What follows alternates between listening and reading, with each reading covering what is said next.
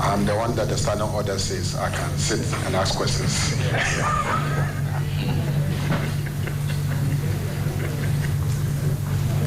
Thank you very much, honorable members. May I proceed and humbly ask the nominee to tell us about himself. Thank you, Mr. Chairman. Once again, good morning, Mr. Chairman and honorable members of the committee. I am Senyo Jamefe. I come from Agogwalume, a village near Ho. Mr. Chairman, after my basic education, I entered the University of Ghana in 1979 to read law. I graduated with the LLB in 1982 and proceeded to the law school. Graduated in 1984 and was called to the bar. I was posted to the Attorney General's Department, Ho. After the service, employed and posted to Bolga.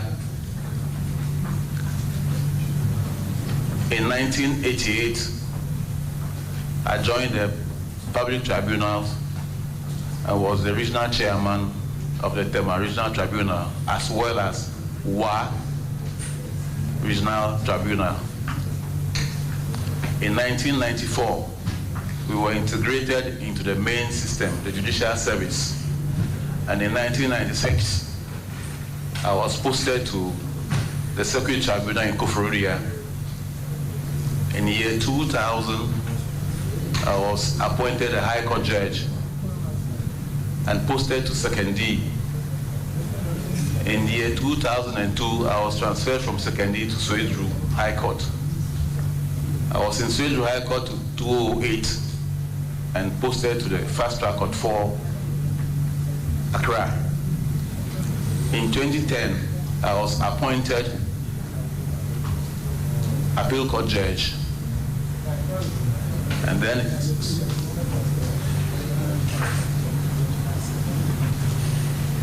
My Lord, just be brief.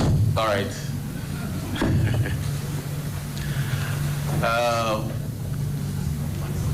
We have an association, Association of Magistrates and Judges. I was the vice president when I was in the High Court, and then became the president when I was in the Court of Appeal. Then, Mr. Chairman, I represented all my benches on the Judicial Council, Lower Court, High Court, and the Court of Appeal bench. And then I was a member of the Rules Committee for 2 years, 2 terms. I was the chairman of the Disciplinary Committee of the Judiciary. I was a member of the Appointments Committee. I was a member of the Rules of Court Committee as well. Mr. Chairman, I was a member of the CMJA and a member of the Planning Committee that held the International Conference in Ghana. On the national level, Mr. Chairman, I chaired the Brazil Commission set up by His Excellency the President John Dramani Mahama to investigate into the Black Stars Brazil World Cup campaign.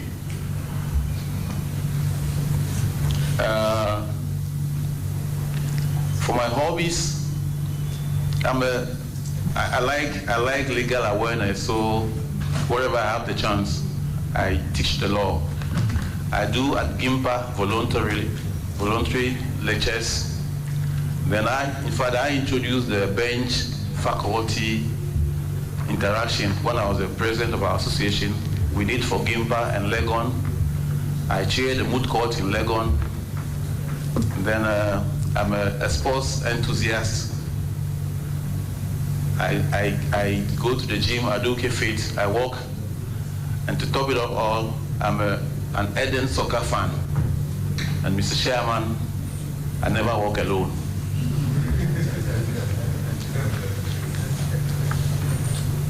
Thank you. He says he doesn't walk alone. You should understand. Thank you very much. Honorable Patrick Boma, are you in readiness to start? No, Very well. He doesn't work alone. So Very well, very well. I will proceed to give the floor to Honorable Akurugu to start asking questions. Thank you, Mr. Chair. Good morning. Good morning. Yes, what is your view on the doctrine of separation of powers in Ghana? Thank you.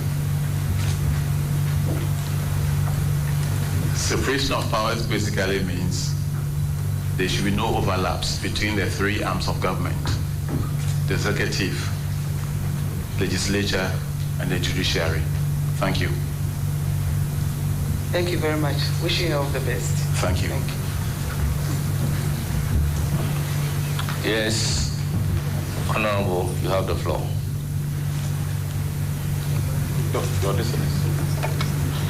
Thank you, Mr. Chairman. Congratulations to your nominee. Thank you. Yeah, Mr. Chairman, my question to the nominee is what innovations would you suggest to improve justice delivery in Ghana? Sorry? Innovations would you suggest to improve justice delivery in Ghana? Thank you, Mr. Chairman.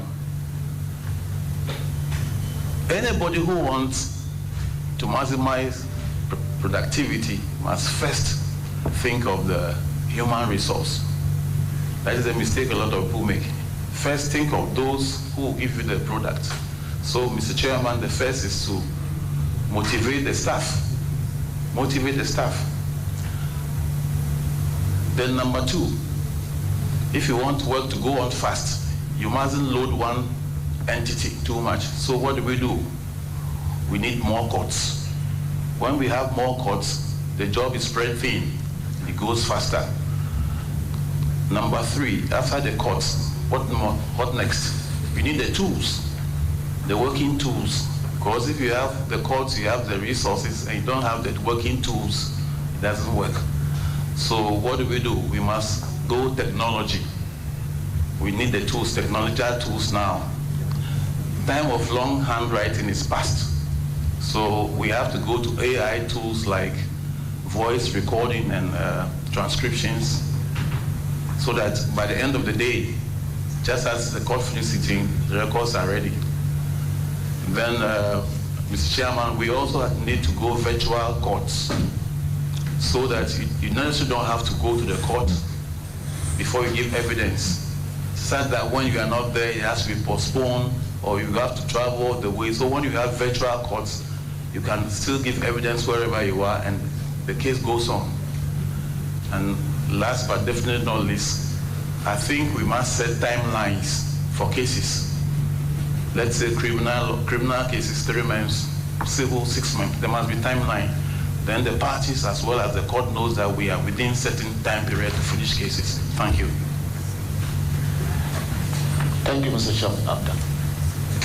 Thank you very much. I proceed to give the floor to Honorable Dampoli. Honorable, you have the floor. Thank you, Mr. Chairman.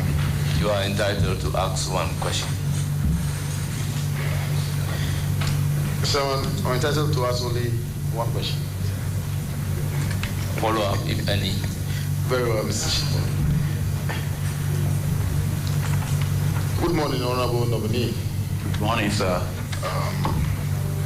I want us to do some little exercise in the Constitution relative to the opening provision under Chapter 11, Article 125 to be precise. And Mr. Chairman, if you permit me, I'll just read Article 1251. Justice emanates from the people and shall be administered in the name of the Republic by the judiciary, which shall be independent and subject only to this Constitution. End quotes. Honorable Nominee, in this Constitution, do you think there are sufficient checks, provisions to ensure that the judiciary is indeed independent? If so, why? If you can give me 2 or 3 provisions that supports your position, I'll be very grateful. Thank you, Mr. Chairman. Thank you, Mr. Chairman. We have 3 aspects, the judicial aspect, the financial and administrative aspects of the judiciary. When it comes to judiciary, yes, we are independent. Administrative, yes, we are independent. Financial, I don't think we are, because you people, you give us money. When the budget comes to you, you are the people who think about it and allocate what you think we need. So basically, those 2 aspects we are independent, but when it comes to financial, we are not. Thank you. Chairman, I have a follow-up. And the follow-up is that, can you reference any provisions in addition to this one that guarantees and fortifies the judicial independence? Yes, the Constitution says that when cases come to you, as much as possible, you have to be independent in what you do. You don't have to listen to anybody when you are judging your cases. So as much as that, we are independent. We don't have any interferences, no. You work on the evidence before you, and you base your judgment on the evidence and the law. That's it. And the Constitution guarantees that is what you have to do. Our allegiance is to the Constitution and not to any human being or any other authority. Thank you. Yes, I'll proceed to give the floor to Honorable Awuah Baffour. Please, you have the floor. Equally, 1 question. Chairman. Mr. Chairman, I want to confirm a report that captures the nominee, and then I will ask my substantive question if you agree. Sir, on the 30th of September 2021, Major Online reported a statement made by you whilst President of the Association of Judges and Magistrates at your conference, annual conference. I want to confirm if indeed you made that statement, then I'll proceed to ask my substantive question. Honourable Member, do you have a copy of the report? You have to take a cue from your leader. Your leader will always bring a copy, and then we show the nominee what you are referring to. Sure, my leader. Mr. Chairman, do you mind? It's electronic copy. It's an electronic copy. Yeah. Okay. It states as follows. It is sad that judges in Ghana will have to fight every year for their legitimate allowances to be paid. It is sad that the leadership of the association has to personally trek to the Ministry of Finance, Controller and Accountant General's Department. We have to fall on friends at the seat of government to push for such allowances to be paid, he said on Wednesday. Please, do you confirm making the statement? Yes, Mr. Chairman. Okay.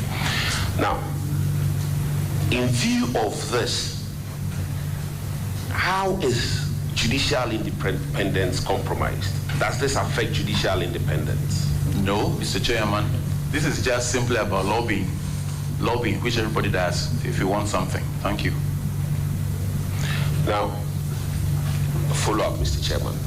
If a friend of yours who you lobbied at the presidency also comes to lobby you, a friend of yours who you lobbied for your allowances to be paid, also comes to lobby you in respect of a case before you, what will you do about it? One good turn deserves another. One good turn they say deserves another.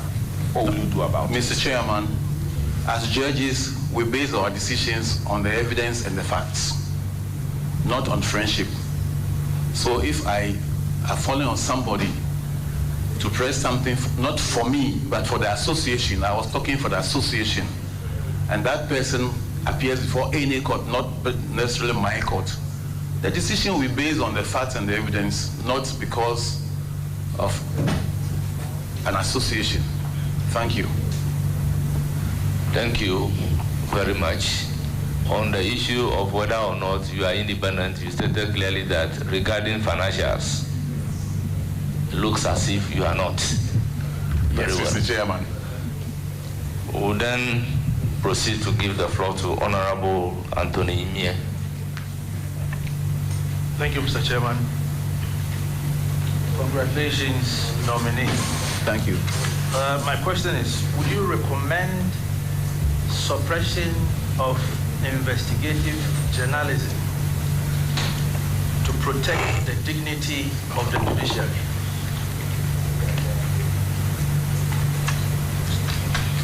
Yes, Honorable Nominee. Can I get the question again, please? Very well. Can you repeat the question? Okay, very well. My question is, would you recommend suppression of investigative journalism to protect the dignity of the judiciary? And this is against the backdrop that after the Anas expose, in fact, it's been reported by TV3 News, this is online, you are reported to have said that the expose, in quotes, tainted the dignity and value of the judiciary.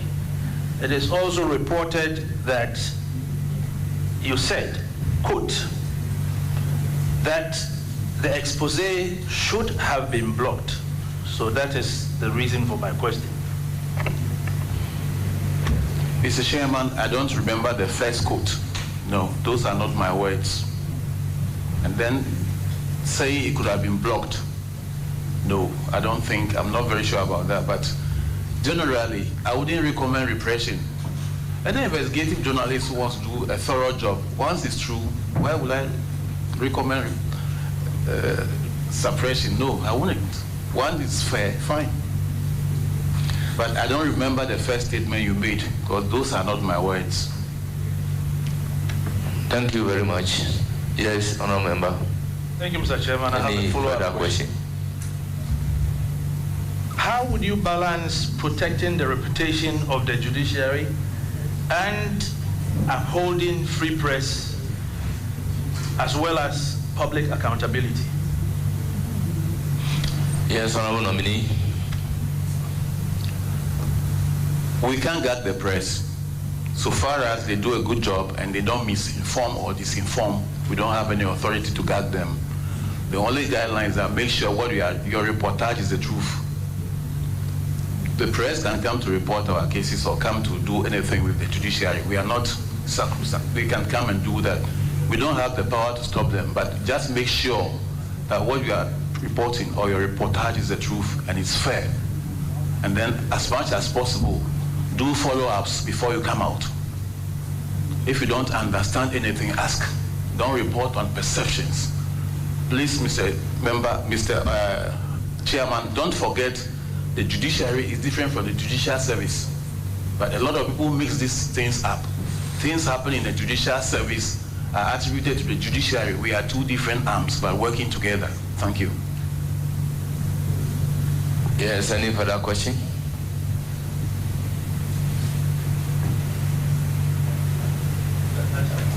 Very well. Thank you.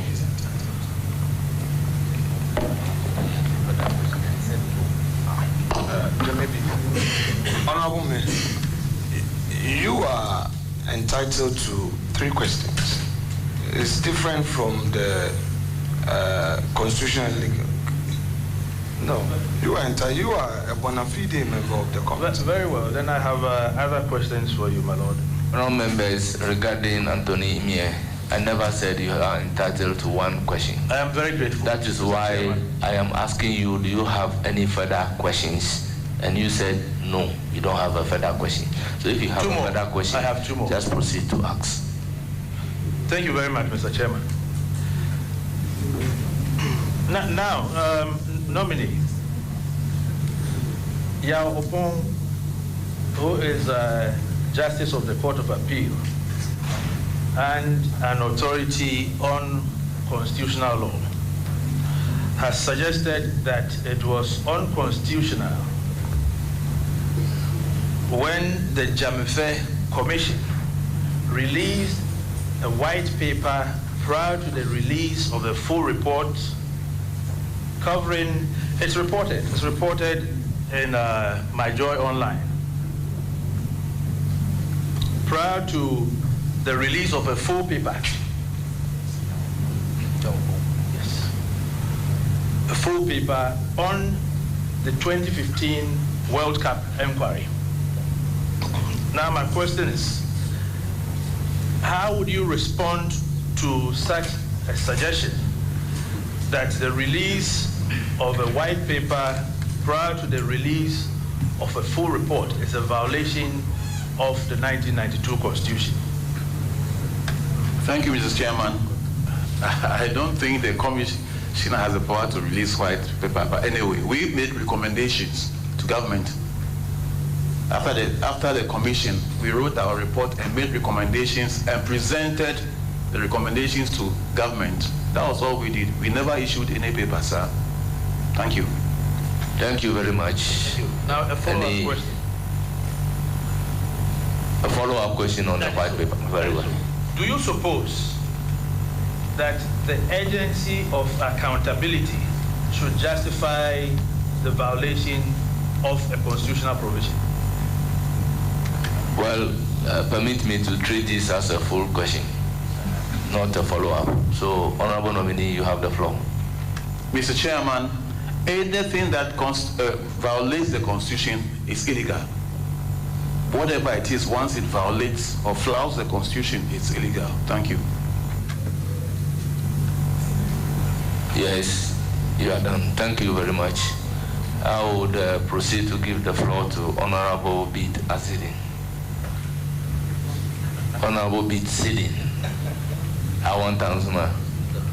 You have the floor. Thank you very much, Mr. Chairman. I'm happy that you have corrected yourself in the pronunciation of my name.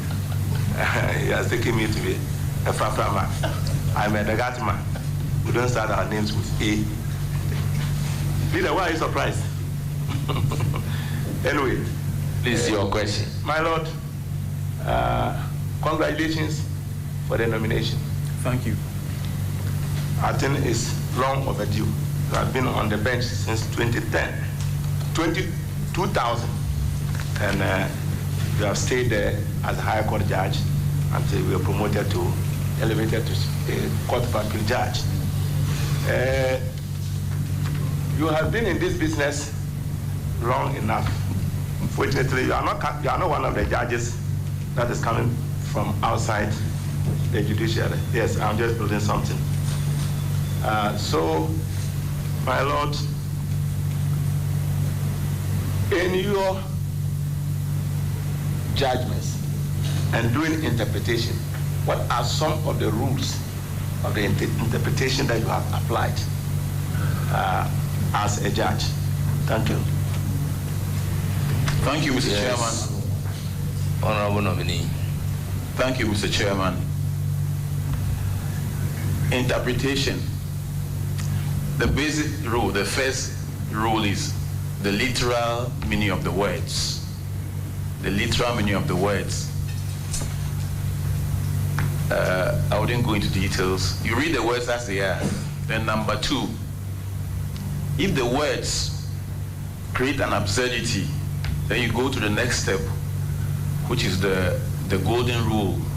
You ask yourself, what does the law seek to achieve?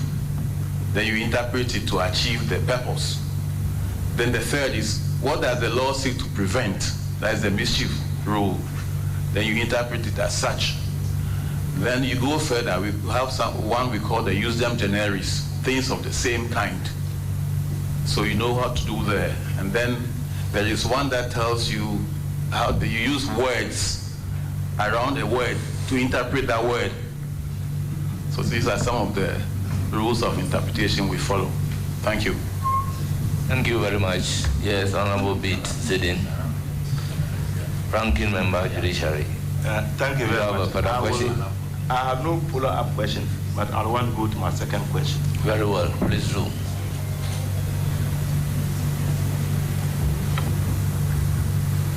I just want to say that His Lordship's answer represents, I believe, a most excellent education on the rules of interpretation.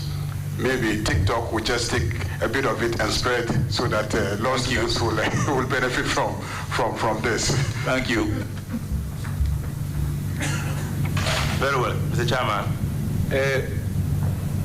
My Lord, what innovation would you bring on board to improve justice delivery in this country? Mr. Chairman, let me finish. Let me finish. Okay, when you finish, I would come in. Honorable Azedin, I believe this question has been asked and answered. The question has been asked and answered by another person. The previous questioner has asked a similar question, and my Lord has provided answers to the question. Very well. Wait, Honorable Bid. You know, the question you asked, which Chairman says that has been already asked, the language, the same words, phrases, are you all coming from the same source of tutorials? Nobody, don't answer that. Nobody has been giving tutorial in these matters. So please proceed to ask if you have another question.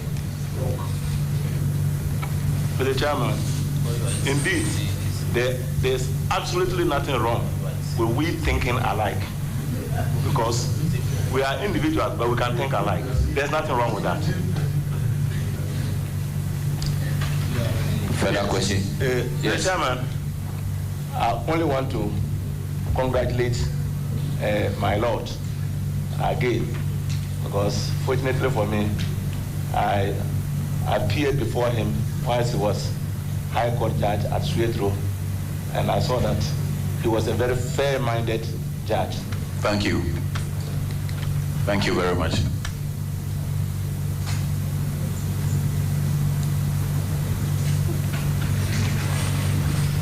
Yes, Honorable John Dako. One question and a follow-up, if any. All right, thank you very much, Mr. Chairman. Coming from the interpretation aspect, Mr. Nominee, if you read Article 66(2), it says that a person shall not be elected to hold office as President of Ghana for more than 2 terms. Do you think that this provision is subject to interpretation? Mr. Chairman, the honorable member quoted from the Constitution, and that's what the Constitution says, so I can't have anything against what is in the Constitution. Thank you. Yes, a follow-up question on the interpretation of Article 66. Mr. Nominee, so if somebody says that a president of Ghana can serve more than 2 terms, except that it shouldn't be consecutive, what would be your answer to that person? Honorable Chairman, the answer to that question is what the Constitution says. Thank you. All right, thank you, Mr. Chairman. Thank you very much. I'll proceed to give the floor to Honorable Alhaji Omar. You have the floor. Thank you, Mr. Chairman. Speaker. My Lordship, congratulations. Thank you. I want to go into your rulings and opinions in your previous judgment. And it has to do with your position of the law regarding property owned by couples in divorce or death. What is your position? Thank you. Thank you, Mr. Chairman. Our constitution guarantees that every citizen can have property on his own or her own, and then in association with others. So I'll first go to on death. When a spouse dies, PNDC law 111 comes in to take care of those who are alive. Then when it comes to a will, if a spouse dies intestate, that's he hasn't written a will, then like I said earlier, PNDC law 111 comes in. If there's a will, we go according to the will. But then, if no reasonable allocations are made to the surviving spouse, the court will interfere. Will go into the will and give something reasonable to the surviving spouse. Then what do you mean intervention or interfere? Do you mean the court would intervene? Sorry. When it comes to wills, we are not supposed to. Is it the word interfere or intervention? What I'm asking is, do you mean the court intervening or you mean interfere? You said the court will interfere. I'm asking whether you mean intervene. I will still use the word interfere because when it comes to wills, we are not supposed to. We interpret as much as the person making it wants it to. And so, Mr. Chairman, to continue, when it comes to divorce, if the property is jointly acquired, both parties have reasonable access to that property. And that's how the court looks at it. But then, a new decision now goes to say that if we must look at all cases on their merits. Recently, Ajay says that, well, it's not automatic. You look at the circumstances. For example, if the property is jointly acquired, fine. But if it's not jointly acquired, maybe I took a loan for it as in Ajay, the court will not regard it as jointly acquired property. So the sharing will be different. But on the whole, when there's divorce, the court will make sure that a reasonable or equitable size of the property is given to the divorced spouse. Thank you. Thank you. Any further question? Thank you very much. Honorable Patrick Yaboma, the floor is now yours. Thank you very much, Chairman, and congratulations, my Lord. Thank you, sir. My Lord,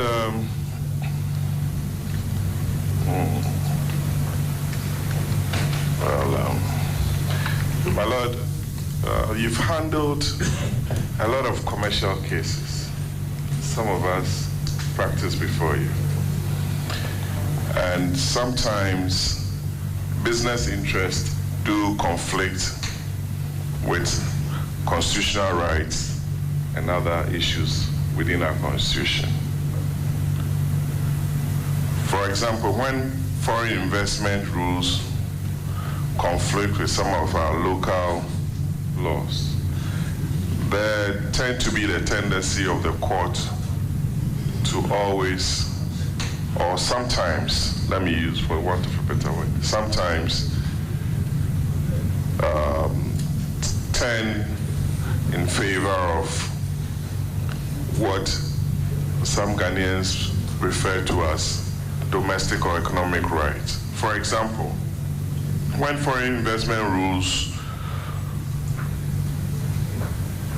and local or domestic rules do clash, how do you manage that thin line to ensure that there is confidence from the investor community on our judiciary? Thank you, Mr. Chairman. Our judgments are always based on the evidence before us and the law. First of all, the ground norm, the Constitution, whatever it says is the law. 2, if you can't get it from there, you go to case law or statute, and you go according to what they say. As a judge, you have the discretion to interpret, but you don't go outside the remits of the law. Mr. Chairman, that's it. Is any further question? Yes, if you have a follow-up, please do. My Lord, most of the agreements that we ratify in Parliament do have some arbitration provisions in there, but you realize that some of these investors do rush straight to the foreign courts or tribunals without exhausting local remedies, and many times the AGs have to go to London or some of the international tribunals to have some of these decisions reversed before it comes back to you. How would you advise on some of these things as a judge? Thank you, Mr. Chairman. When unilaterals and multilateral companies are involved, you look at the contract they have signed. If there's an arbitration clause in it, they have to explore that first before coming to court. So as a judge, you look at the contract they themselves have signed. And if they have not exhausted all the grievance resolution clauses in there, you refer them back to it before they come to you. Thank you. That's my second question. Very well. My Lord, in the past, you've called for the law school to teach. Thank you very much. My Lord, let me start again. You've called the law school to teach subjects like cybersecurity, intellectual property.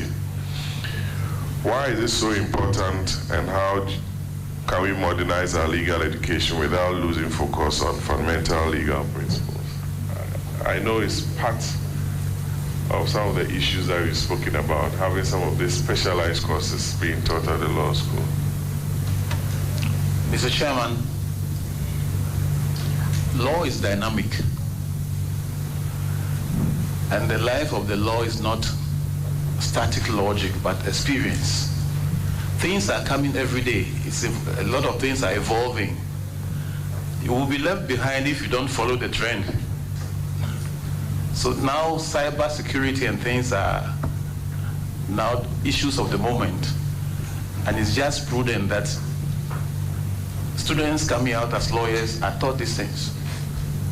So that is the reason. I don't remember if I got the question well that I suggested. I don't remember that, but even if I did, that is the reason behind it. We must be abreast with times, otherwise we are left behind. Thank you. Lord, this is my last question. Since you never walk alone, on your CV, you were chairman of the Koforidua Circuit Tribunal from 1996 to 2000. And Ghanaians recall the work of public tribunals, because once you are invited there means it means wahala don't come. And I know it's part of our constitution, public tribunals. Would you advocate for the setting up of public tribunals again to speed up or assist with the justice delivery program? Thank you. Thank you, Mr. Chairman. I like the way you put it. That's exactly what I would do. But unfortunately, it's a wrong perception. People are more relaxed when they appear before the tribunals because, you know, the panel is 3. 2 ordinary people and the judge, who is a lawyer. They are more comfortable from my experience. Thank you.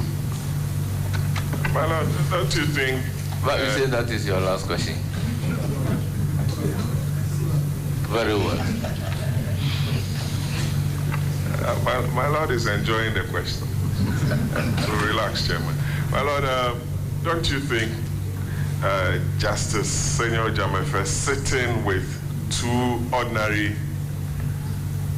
Ghanaians on a public tribunal will bully them with his law, Chairman, and direct them as to how to take certain decisions, especially when they are not legal practitioners or professionals in that vein? Thank you, Mr. Chairman. It's unfortunate we think, say, Mr. Chairman, I said once somewhere that law is 20%, wisdom is 80%. Don't underrate those people. They may not know the technical terms, but the wisdom in every case, they know. And you can't bully them. Thank you. Thank you. I will proceed to give the floor to Honorable Jerry Ahmed Shaib.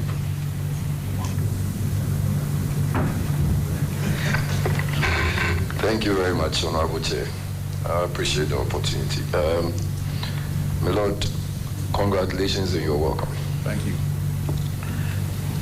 Honorable Chair, if I have your permission, I just want to refer to the Constitution, Article 1461.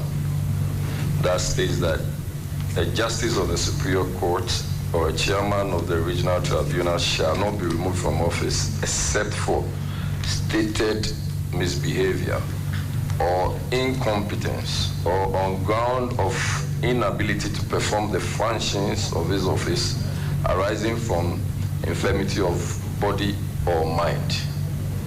My question is, what would constitute stated misbehavior for you? What are the acts or omissions? About 3 acts or omissions that for you would constitute stated misbehavior, and 3 acts or omissions that you think would not constitute stated misbehavior. Thank you. Mr. Chairman, Yes, my Lord, we realize that there is a pending matter on that issue before the courts. So you are sitting in your capacity as a nominee being vetted. You are not sitting here in a capacity as a Supreme Court judge. So I am inclined to humbly overrule the question. Thank you, Mr. Chairman. Chairman, with respect, the nominee hasn't made a specific reference to a particular case for, the questioner hasn't made reference to a specific case. I believe that if I understood you right, you are more or less relying on a sub judice principle to rule the question out of order. I humbly submit that to the extent that the nominee is here to express views on the Constitution and public policy matters, you allow him to answer. If we now box ourselves into this situation, then I'm afraid we may not be doing justice to the responsibility imposed on us by the Constitution this morning. He has not referred to a particular matter. And like I argued recently on the floor, the sub judice rule cannot be applied in absolute terms, that there is a matter related somewhere, so Parliament cannot move. He referred to the Constitution and said, what is your view? Give us 3 instances. That is not related to whatever matter you are referring to. In any event, you haven't shared with us the matter that you think, if the question is answered, it will create a problem for same. So I respectfully submit that you permit it. Honorable members, we all know the matter, even if not expressly stated. he is a Supreme Court nominee before us. Who knows that when the matter, an aspect end up at the Supreme Court, you may be called upon to preside over it. So, honorable members, it is not proper that we solicit the opinion of a Supreme Court nominee before us on the question being asked. With all due respect, the question is overruled. I will give the floor to the member to ask another question. Thank you very much, Honorable Chair. Honorable Chair, before asking the question, I just want to make reference to this. It's, with all due deference to you, it has nothing whatsoever for me to do with a pending matter that has to do with the Chief Justice, which you are making reference. If you look at even the paraphrase, it goes on to say that removal of justices of superior courts and chairman of regional tribunal. So, respectfully, it has nothing whatsoever to do with the stance you are taking now. Because I have asked that, what would constitute? He is going in as a justice of the superior court. And I'm asking in his view, what would constitute an act or omission that would amount to stated misbehavior? Honorable member, you know the rules. After the ruling of the chairman or the speaker, we don't argue that. Please ask another question. Very well. Just for purposes of record. My Lord, respectfully, would you consider superior court judges to have all, when they are supposed to have, you know, as government appointees, they are supposed to file every indication of properties they have, and they do what we call the declaration of assets. Is it something that you would, is it a position you would also consider for judges of the Supreme Court or judges as a whole to also have, as in, file their declaration of assets? And if yes, respectfully, why? And if no, why not? Thank you. Mr. Chairman. Honorable nominee, please proceed to answer the question. Mr. Chairman, as the Honorable said, if that is the law, that all appointees, government appointees, should declare their assets, and judges are government appointees, why not? They have to declare their assets. Thank you. So is it the case that you have filed your assets declaration? Yes, Mr. Chairman. Very well. Honorable Chair, I also want to find out and whether we are considering technological impact on constitutional requirements. So it has to do with Article 68, I think, to 9 requires that the Speaker to take presidential oath when acting for the president who is absent and vice president, but not when the vice president is acting alone. In an era of instant global communication, does this distinction remain constitutionally necessary? That should the absence from the Republic be redefined? So for instance, when the president is not in town, then we have the vice president. And when the vice president is also not in town, we have the speaker. And we are asking, so in this current technological term, and what about when all the three of them are out? What would be your position against this technological advancement? So, Honorable Jerry Shai, what exactly is your question? My question is that in this technological advancement stage, when all three are out, the president, vice president, the speaker, what would be your position? Do we have the Chief Justice acting? Yes, honorable nominee. Thank you, Mr. Chairman.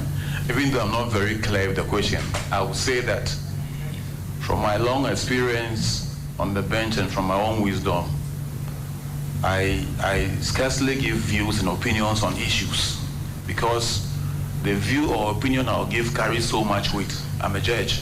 Who knows whether tomorrow this same issue will come before me? Then I'm expected to go by what I said. Meanwhile, the facts may not be on all fours. So as much as possible, I don't give views and opinions on things, on topical issues like this. Thank you, sir. Thank you. Any other question? Just a follow-up. My Lord, is it to say that when there are issues of general knowledge and you are being requested to make a statement on, you will decline doing so just because whenever you make such, it carries weight, so it would mean something else? No, Mr. Chairman. Currently, there's a situation on hand. Currently, there is somebody acting. So whatever I may say may be this way or that way, which I wouldn't want to do. But my question was specific, sorry. I made reference to technological advancement. Honorable member, you are entitled to a follow-up question. You have asked the follow-up question. You have asked the follow-up question. Yes, Minority Leader. Chairman, I want to help to situate the question correctly. My Lord, the government of his question was to the effect that there's clarity on, in the absence of the president, vice president acts. In the absence of the vice president, the speaker acts. And in fact, that has received judicial blessing, where the speaker would even have to take the presidential oath. What he's asking is that in the absence of all these three, so for instance, recently, Mr. President was out of the jurisdiction on an ECOWAS assignment. Madam Vice President, Her Excellency, was on medical leave. Mr. Speaker was also on an official assignment outside of the jurisdiction where there was this constitutional lacuna. What he wants to know is whether in a situation like what I've mentioned, the Chief Justice would have to act or take the presidential oath as acting president. That's the point he wanted to put across. Mr. Chairman, whether the Chief Justice or acting Chief Justice or the head of the this is peculiar. Yeah. Like you rightly said, if the president is not there, the vice will take the oath. If it's not there, then the speaker, and then it goes down to the Chief Justice. But unfortunately, during that period, there wasn't a substantive Chief Justice, but we have an acting Chief Justice. I don't think the law says that the acting Chief Justice should take an oath. Thank you. So your answer will be different if there is a substantive Chief Justice. Yes, ma'am. And your view is that in that instance, the Chief Justice will have to take the presidential oath as acting president, correct? Yes. All right. Yes, your last question. Thank you very much, Honorable Chair. My Lord, respectfully, government recently has engaged in a deportation policy of foreigners who have been found to be illegally mining. And my question to you is that, does this violate Article 17 of the Equality Before the Law? And can citizenship status justify different legal treatment for identical criminal conduct? Mr. Chairman, crime is a crime. Crime doesn't know who commits it. Once you've committed a crime, you must go as to what the law says. So if the law says that a foreigner has committed a crime and after conviction and sentence, they are to be deported, why not? Thank you. Yes, a follow-up. But in these instances, there's no conviction and sentencing. But the fact that they have been arrested for having conducted themselves in that manner, they are deported. Would you suggest some recommendations?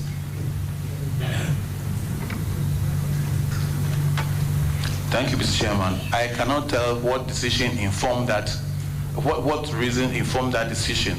So I'm not in the position now to say why they were deported.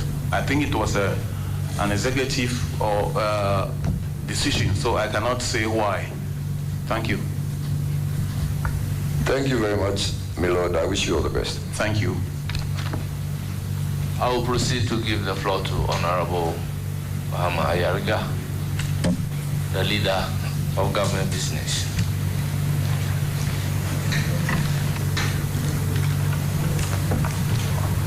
My Lord, the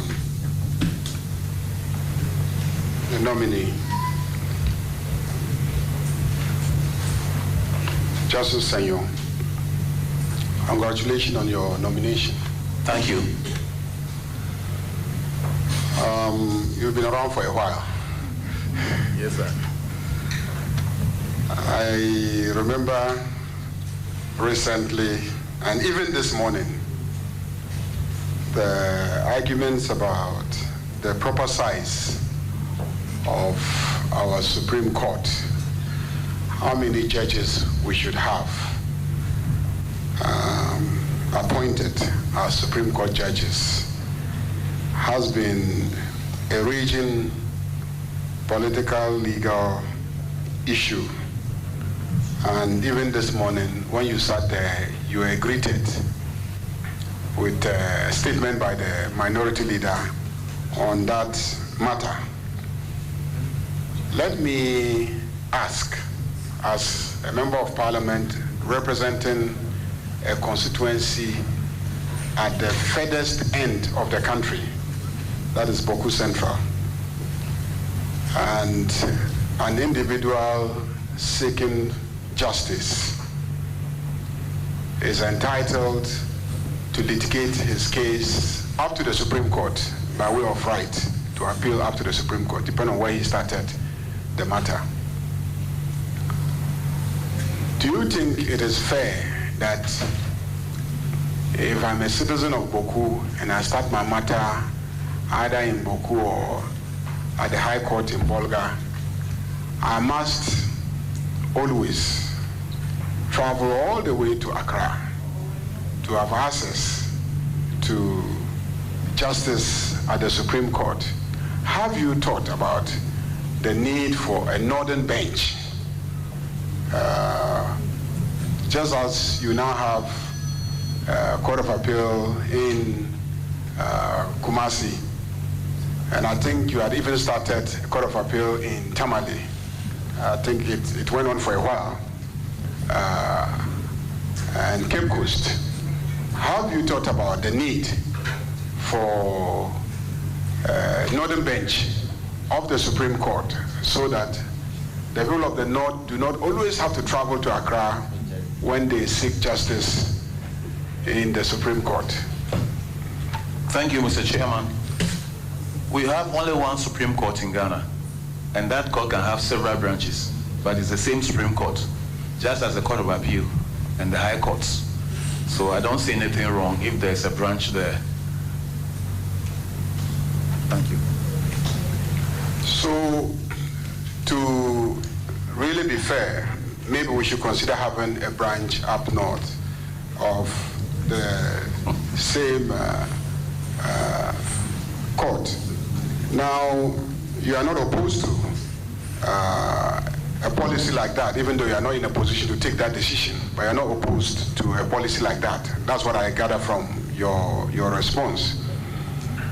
As at now, what is the size in terms of the number of the judges in the Supreme Court? Do you recall? I won't hold you to it, but do you recall how many we have now?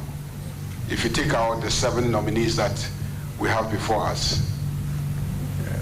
13, I guess, 13. You have 13. In 2024, the Chief Justice wrote a letter to the President recommending that the average size of the court should be 20. The letter was made public, I think, by Asase Radio, so I'm sure a lot of people had the opportunity to see the letter.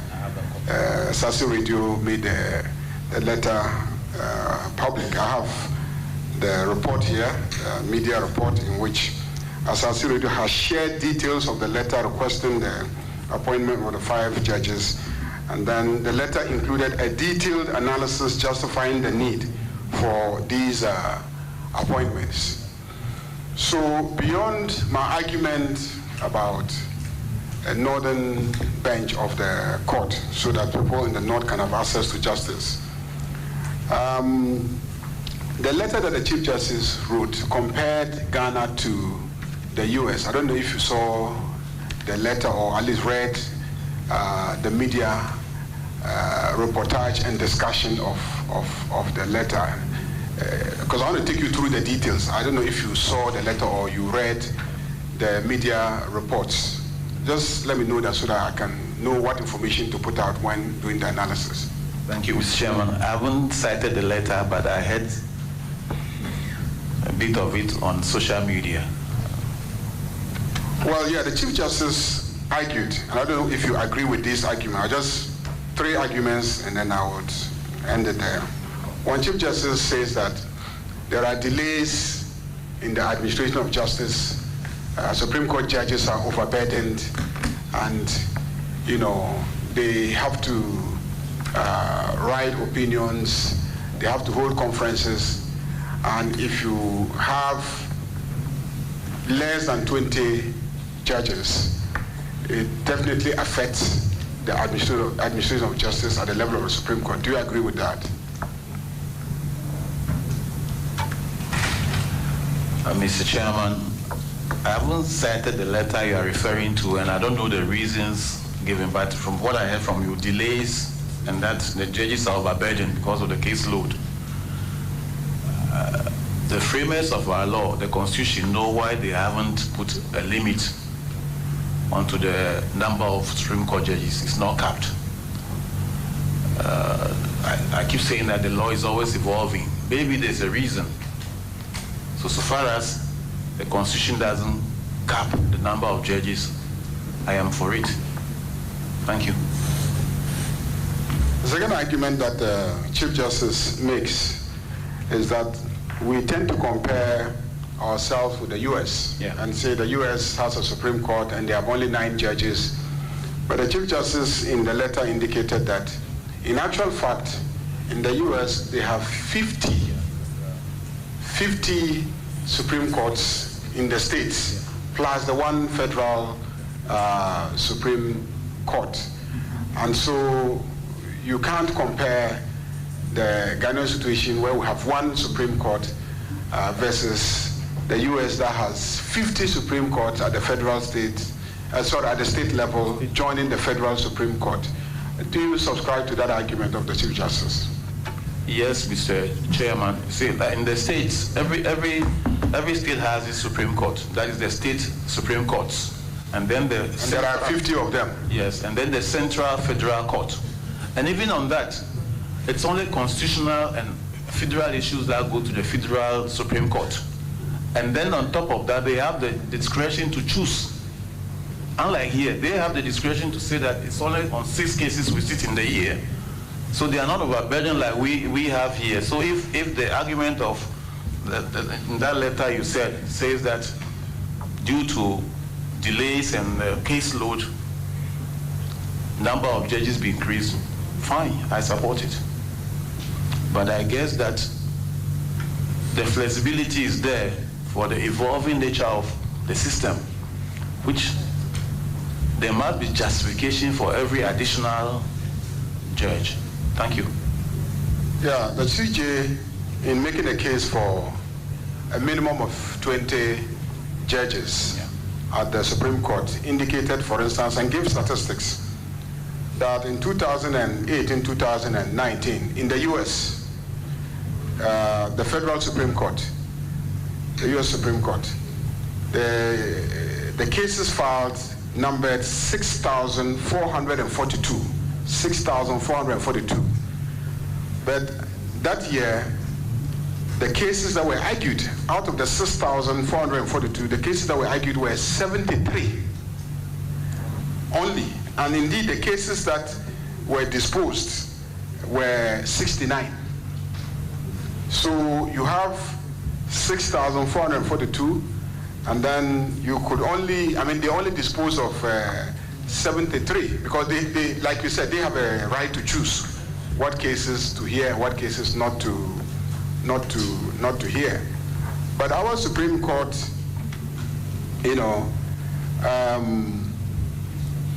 disposes, on the average, disposes of about 400 cases in a year, given, the pressure on them, and in spite of their numbers. Would you say that, in spite of the challenges, our judges really do well?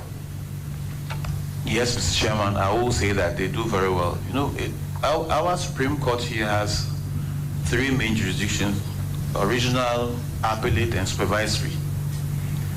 And even chieftains' cases from the National House of Chiefs Appeals go to them. It's loaded, and it's virtually becoming a daily court. So I buy the argument that they are overloaded, and therefore there is a need to increase the numbers. So in general, you agree with the argument that indeed we need to have more Supreme Court judges so that we can have cases expedited and people's right to have access to the Supreme Court vindicated?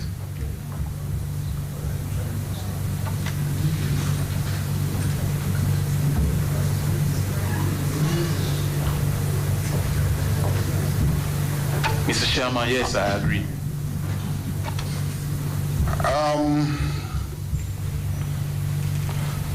The last one, which is generally about the rule of law, You know that investor confidence is also moved by the extent to which a country has the rule of law entrenched. Economic performance is also based on levels of investments in your country. So there is a direct relationship between the rule of law, having access to justice, expedited justice, and economic development. There's a direct relationship, since rule of law is one key indicator that encourages foreign investments into the country. So do you say that if we have more judges and cases are held expeditiously, that the economy of Ghana will do better and all of us will benefit? Mr. Chairman, that is true, because if within a short period your issues are resolved, why not? You have confidence in the system. But if it takes too much time, then you lose trust in the system. So I will always agree with you that the faster the cases go, the better for the investor community. And then there's trust in the system. And therefore, if the small numbers are going to delay cases, why not? Why don't you increase the numbers so that but that doesn't open the floodgates that you keep rolling out Supreme Court judges. Depending on the exigency and the justification, then the numbers can be increased, sir. Thank you. But is it not inevitable that we're going to have more numbers, because we are creating districts and each district is demanding a court, and we are creating new regions and each region is demanding, a court, a high court, and we are, graduating many lawyers into the system, and many more people are going to have access to justice, and the lawyers are going to be appealing. Is it not inevitable that the case load is definitely going to increase?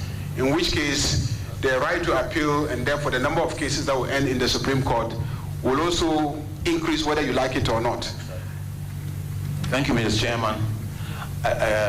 once people are aware of their rights, they will definitely go to court. And like I said earlier, there must be more courts so that accessibility to justice is very easy.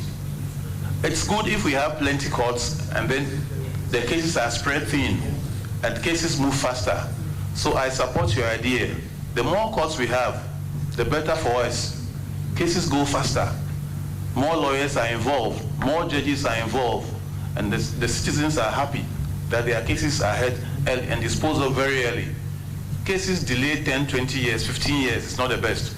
If we have plenty courts and then within few months the cases are disposed of, why not? I am for it, Mr. Chairman. Thank you. I'm asking this question basically because ultimately it is a burden on the taxpayer. Ultimately, because if we appoint additional judges, the taxpayer has to pay. And, you know, as a nominee, you will have to make a case to the taxpayer why he should pay for your services as part of the considerations that as a committee we will be making. So you do agree that citizens ultimately will benefit if we have an adequately sized number of judges at the Supreme Court? Mr. Chairman, nothing good in life comes without a cost. Yes, we have to weigh the pros and cons.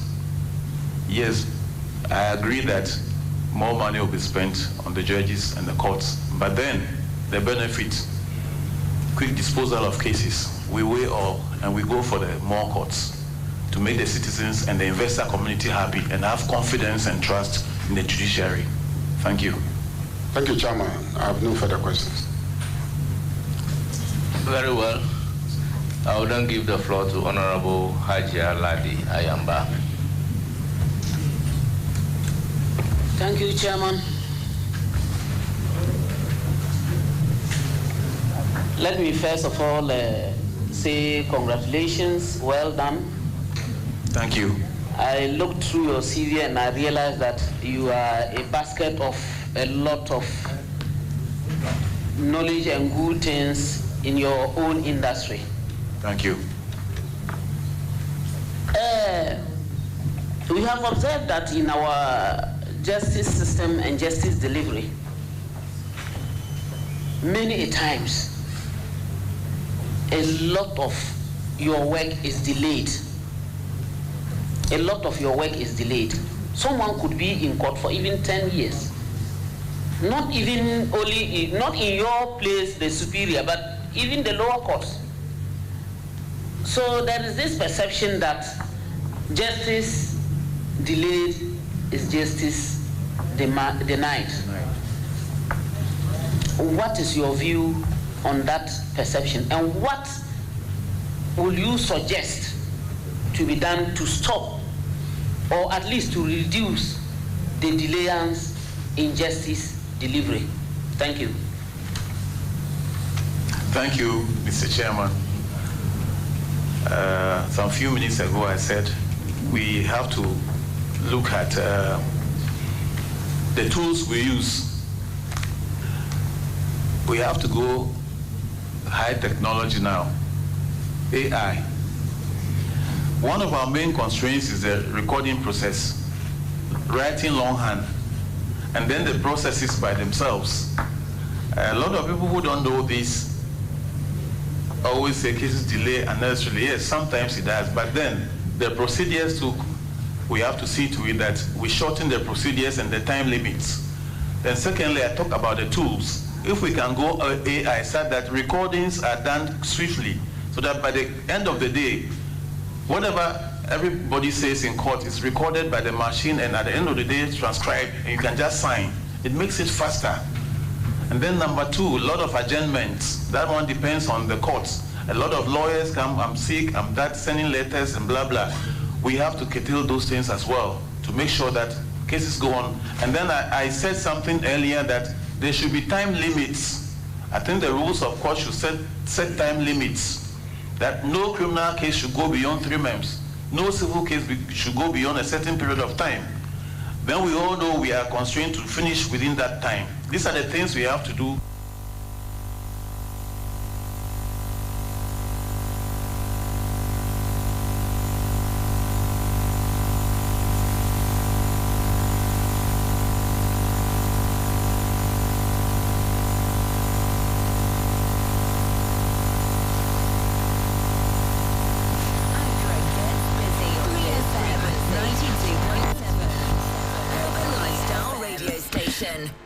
And you're still here on 3FM 92.7. You're just listening to the vetting of the Supreme Court nominee there. A number of issues that have already been spoken about. And we're continuing with our coverage of that vetting. And we do know that a number of judges and justices will be coming before the vetting committee. Let's go back. 3FM 92.7, urban lifestyle radio station.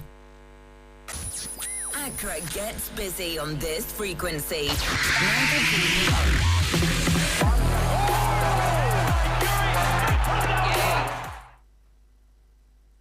3FM 92.7.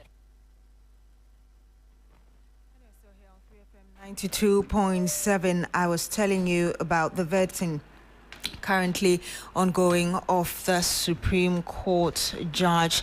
Let's just go for this break, and when we come back, we'll go back to the vetting. Hello, Ghana. It's a new year, and Bills Microcredit is here to support your dreams. If you're not working but want to start a business, don't let money stop you. With just your Ghana card, you can get a loan to turn your ideas into reality. Already running a business? Need more capital? Or are you a salary worker looking for extra funds? Bills offers fast and easy loans with no collateral, no deposit, and no SUSI savings required. Wherever you are, whatever you need, Bills makes it happen. Call Bills Microcredit today. Call 0596 920 833 or 0302 200 390 and get started. Bills is licensed and regulated by the Bank of Ghana. Bills, financing your needs. Terms and conditions apply.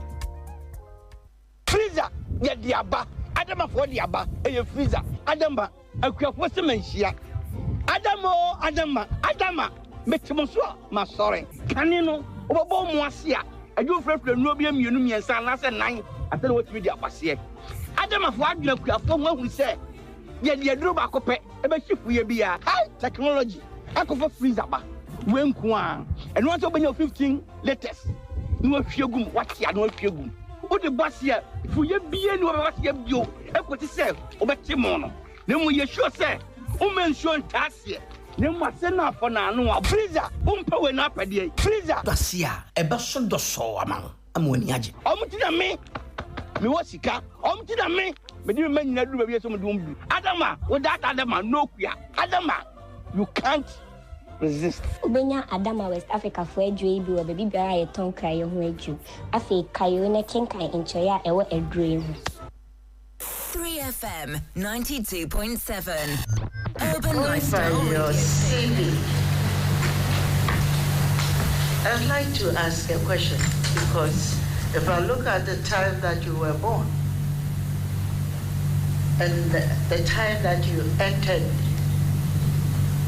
secondary school, I'd like to find out at what age did you enter the secondary school? A little less than 12. Specifically? I went to the secondary school in 1970. Yeah. So we presume that you entered at the age of 11. 11 plus or minus, please. Thank you very much. I found it very interesting because at that time we had people entering secondary school at the age of 13 and 18. So I found it very interesting. Luckily, my father was a head teacher, so I... Right, thank you. Honorable nominee, how many judges do we have at the Supreme Court currently, practicing judges, and how many are women? I'm talking about current one. How many are women? Currently, we have two, Justice Abril and Justice Mensah Bonsu. And then the CJ Justice Stockholm, 3. And how many in total, please? 13. 13. Thank you very much. Honorable nominee, I'll proceed to bring to your attention that last year, 2024, exactly in June, the Gender Equality Act, Act 1121, was passed.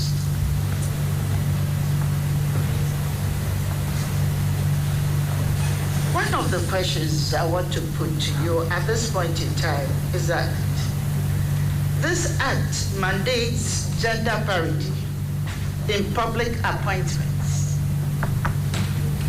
And Article 144 requires merit-based judicial selection. If these provisions conflict, for example, if achieving gender parity requires appointing a less qualified candidate, which takes constitutional precedence and why? Which of the two? I've given you the constitutional and then the legal aspect of it. Thank you. Mr. Chairman, as much as possible, you should send the best to the Supreme Court, or you should appoint the best wherever. You don't use the gender equality thing to appoint somebody who you think is not qualified, but because of gender. So I will always go for the quality. If it means one person who is qualified, fine, go for that person. Don't say because of gender. If the person is not suitable or qualified for the job, you appoint the person to satisfy gender equality or gender parity. Thank you. Thank you very much. So, to follow up, I would like to find out what would you suggest should be the best approach in ensuring the achievement of the gender parity as it exists in the law. Thank you. Mr. Chairman, if a lady qualifies, or yes, if a lady qualifies for a position, why not? Gender parity does not necessarily mean that you appoint women to satisfy the numbers. No. If the woman is qualified equally as the man, then when you are appointing, you look at that. You don't give the chances to men as against women. But that does not mean that you push ladies who are not qualified for the job to satisfy that parity. Thank you. Mr. Chairman, I think I need clarity on this because I asked a specific question. What would you recommend should be the approach to achieve that? Thank you. Madam Chairman, if you pass me through and I get to the Supreme Court, then maybe when it comes, I can then recommend, but as at now, I cannot recommend anything. Thank you. Any further question? Yes, thank you very much. Honorable nominee, one of the issues are constitutional interpretational issues that we have faced in the 1992 Constitution. It guarantees equality before the law and prohibits discrimination, as you rightly said. Given that approximately about 35% of Ghanaian couples cohabitate, how would you reconcile the constitutional principle of equal protection with the current legal framework that denies cohabitants the same rights as married couples? Should the Constitution's equality provisions extend to protecting cohabitants from legal vulnerability? Mr. Chairman, as of now, what the Constitution says is what we have to do, because whatever we say beyond the Constitution is noise. And no matter how many noises you make, what the Constitution says is what overrides. Thank you. Thank you very much. There's also another aspect of this issue of cohabitation. And it has been realized, and there's every indication that women in cohabitating relationships are highly vulnerable. They are highly vulnerable, including higher rates of intimate partner violence and economic insecurity upon relationship with dissolution. How should the court balance respect for traditional marriage institutions with a constitutional mandate to protect vulnerable populations, particularly women who may have contributed significantly to households but lack the legal recourse? Thank you. So, Mr. Chairman, if I ask, what is the question, please? The question is that we've observed that women, a large number of women are in cohabitation relationships. And these women are highly vulnerable. They face violence, and most of the time they even contribute to the well-being of that relationship. But they are not recognized at all.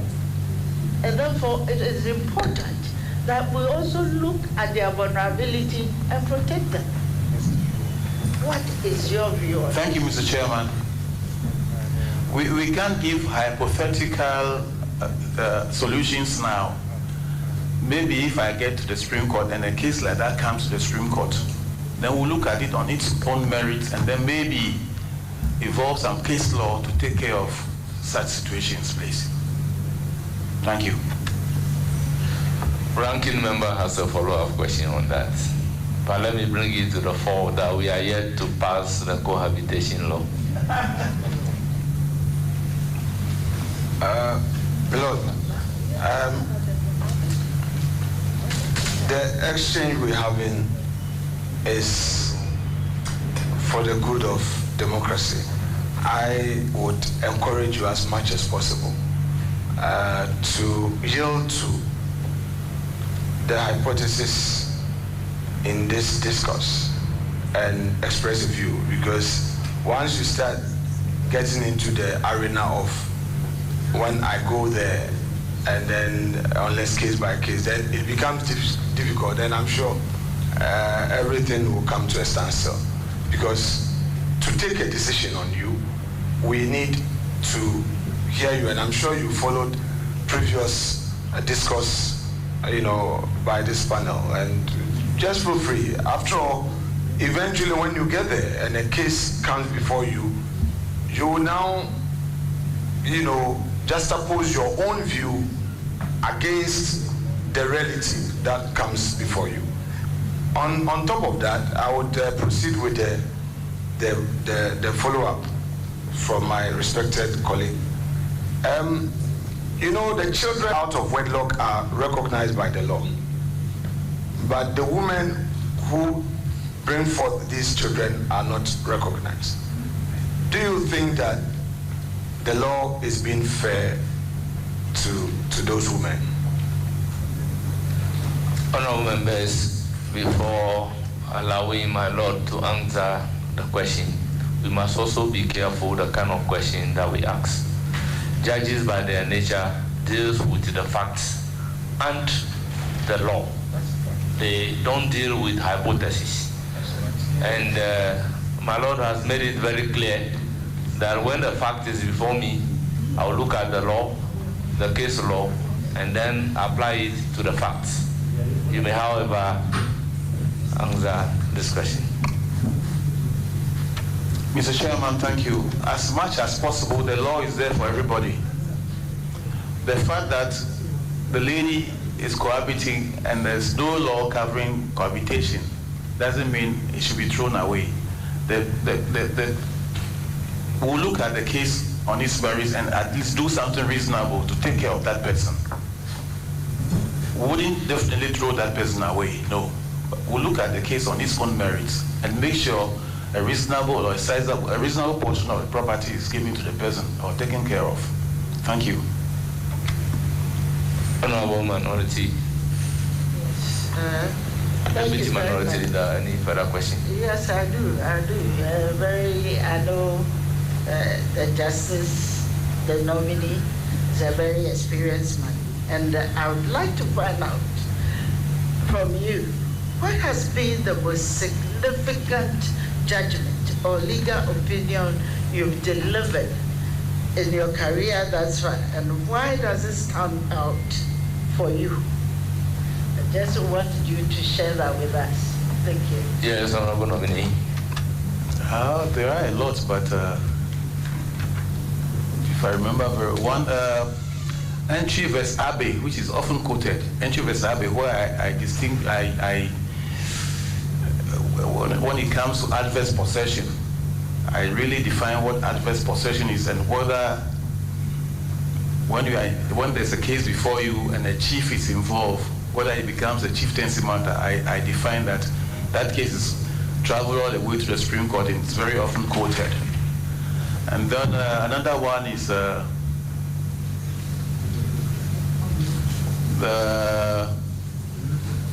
Mozamadisco Cristo Church case in Sweden. I remember when I was in Sweden, the Akaboha. That's one other case. And then this case from, I think, Sesri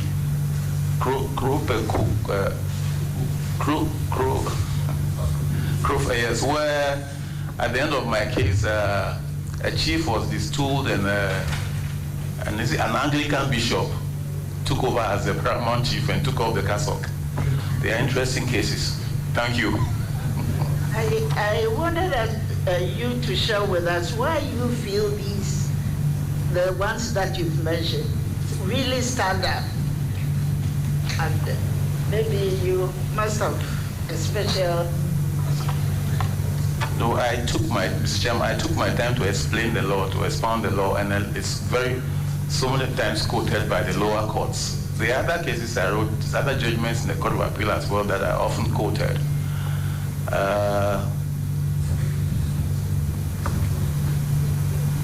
Right.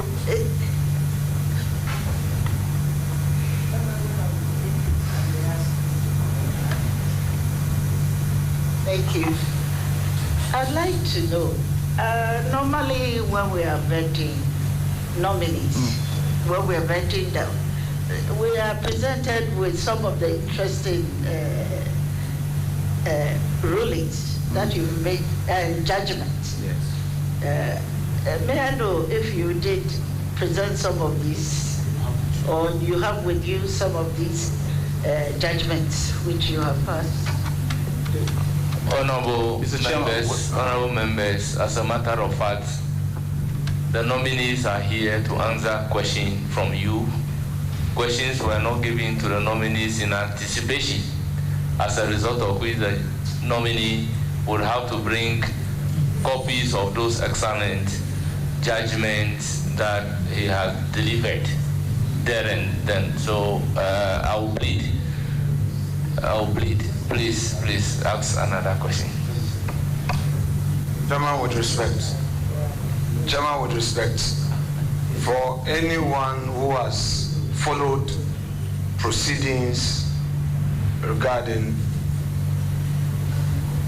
justices of the Supreme Court, the records will bear us out that we've always requested for some judgments that they have written. With due respect to Chair, I do not think that asking such a question is really out of order, because my Lord is known, his industry at the bench. So if he's asking whether you have any of your judgment or any ruling which you Yes, obviously, Chairman, yes, allow. I mean, definitely appearing before us, it should be reasonably contemplated that a thing like that may be asked. Not that as a requirement, but obviously, since we want to know his views on the law, like the cases he mentioned, it would have been helpful if he had the judgment readily with us. Maybe, you know, he could say he could furnish us some of his judgment later, but it's something that we've been demanding. This committee, check the records, Mr. Chair. So I do not think that it's out of place, but I think it's even an opportunity for us to say this to the nominee. There's 6 of you who are left, that at least come in, they should carry along some of the very groundbreaking judgments that have defined their career. It's always okay to carry them along. It's good for learning. That's all I would say. Honourable members, if the plea is to call on the nominee to make the judgment available later, I would have allowed it. But to say that you have the judgment here without knowing whether the judgment will be requested or not, I believe that is not fair to the nominee. That's the reason for which I am overruling the question. Honorable Chair, not to challenge you, but I'm just giving clarity to the question that I asked, because these are very interesting judgments that have been passed out there. So I thought it would be in our interest to have copies of such judgments. So if you can bring it later, I think we will appreciate it. Before the, thank you. Allow that if the question is a suggestion to the nominee whether he can make copies of those judgments available. But I still insist, if the question is, do you have it here? I will rule that one. Yes, thank you very much. Please, I will request that the nominee makes it available later before the decision is taken. Thank you. My last question, Honorable Chair. For the interest of everybody present, I think we know that in the judiciary, Ghana mandates retirement at 70. And in America, the U.S. provides life tenure. Which of these two systems better serve judicial independence? And if I may ask, and why? And if I may ask, would extending Ghana's retirement age to 75 require some constitutional amendment? And would you support such change? Thank you. Thank you, Mr. Chairman. If I got the question on whether it should be, if I got the question right, what, Madam, are you asking whether we should extend the age to 75? Yes. Yes. All right, thank you. Thank you. Before I answer this one, we were given requirements as to what to bring, That's why we're not asked to bring judgments. That is why it's like we didn't bring any. I didn't bring any, but I'll sort that out. Mr. Chairman, I will not agree with sending the retirement age of the Supreme Court or Appeal Court judges to 75. No.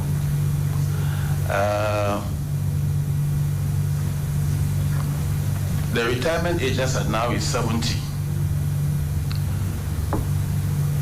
Madam, Superior Court judges retire on their salaries. I guess formally, you need to be advanced in age to get the experience and the exposure so that when you give judgments, it's respected. It's a solid judgment because you add in personal experience to the knowledge, the legal knowledge you have. But Madam, with all respect, of late, technology has made it such that what you need 60, 70 years to know, technology can make it available to you very early. So personally, my opinion is to keep it at 70. That is my opinion, not to 75. I want judges to retire very healthy, and then we can use them for other purposes like assessors. They can help the judiciary or the service in other forms like assessors to filter our cases. So I think we maintain it at the 70 as of now. That is my opinion. Thank you very much, and I wish you the best. Thank you. It's now the turn of Honorable Minority Leader. Honorable Roxanne Nelson, Ajay Dafamoko.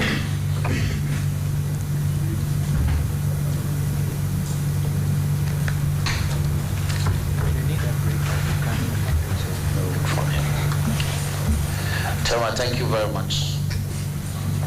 My Lord. Yes, sir. Wisdom.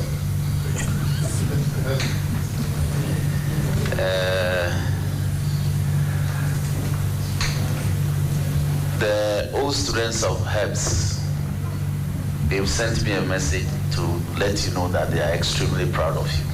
Thank you. I thank them. And they wish you all the best. Thank you. Yet, my Lord, I want to ask a couple of questions. Thank you. In terms of policy and some forward-looking matters. The Constitution in Article 142, 143, and 144, 3, 4, and 5 thereabouts makes provision for the establishment of the regional tribunals as part of judiciary. But there's been some hesitation, or not some hesitation, but marked hesitation to apply this provision of the Constitution. And I'm being compelled to litigate it for a declaration that the omission amounts to a breach of the Constitution. So let me ask of your opinion, because of your background, how important would the addition of the regional tribunals to our current judiciary, the current structure of the judiciary, High Court up to the Supreme Court, serve the needs of the judiciary? Thank you, Mr. Chairman. I am always for the tribunals, the setting up of the tribunals, because one, we say we have too many cases pending and the cases delay. If we set up more courts, definitely it's going to help alleviate that situation. And secondly, we shouldn't lose sight of the fact that the qualification of the tribunal chairman is the same as the High Court judge. It's just that two ordinary people who are not lawyers are to help him, assist him. So I don't see, it's just the nomenclature, the naming, but the jobs done are virtually the same. And then more criminal cases will go to the tribunals because they wouldn't do civil. So it gives more chance to the mainstream court to have more time for civil cases. So I am always for the tribunal. We need more of them, especially the lower tribunals. Justice emanates from the people. Why don't we give them courts manned by the people from whom justice emanates? So I am always for the tribunals. And the Constitution says it has to be done, so it has to be done. Thank you. Thank you very much. My Lord, I have been waging two wars. One in respect of the welfare of some judges, and one in respect of the welfare of law students, so to speak. So in respect of the judges, We have, at the magisterial level, we have the career magistrates and what the judiciary has come to describe as professional magistrates, trained lawyers who have been elevated onto the bench from the magisterial level, and a program that produces magistrates with some structure to be attained as chief magistrates when you go through the ranks. What I have observed, having become a member of parliament, is that there are disparities in their conditions of service. Disparity in the sense that the career magistrates do not have official accommodation. They do not have official vehicles to assist them to work. Yet the professional magistrates, they have official accommodation and they have official vehicles. And my Lord, within the Labour Act, they do equal work. And the law is very clear. This House passed it that equal work must attract equal pay. So as a matter of policy, will you, the Judicial Council, consider aligning the conditions of service of the career magistrates to that of the professional magistrates as district court judges? Thank you, Mr. Chairman. I remember very well when I was on the council last year, this issue cropped up and a committee was set up to solve the issue, to make them, to bring the parity. Just as you rightly said, they do the same job. So you are right to say that they deserve equal remuneration and the perks that go with it. So I support you, they deserve that. I think the committee is working on it. I don't know whether it's out yet, but it's being taken care of. They deserve what you are saying. Thank you. Great. My Lord, my other war that I wish, and which I think the Judicial Council will have a role to play, is in respect of the legal reforms that we want in legal education. Some faculties have been accredited to run the academic programs, but they have not been accredited to run professional programs. But there's been a bloat in the number of the faculties that produce men that obtain academic qualification necessary for you to train as a professional lawyer. So our monolistic law school is inundated with the numbers. And I've seen hesitation on the part of the Judicial Council,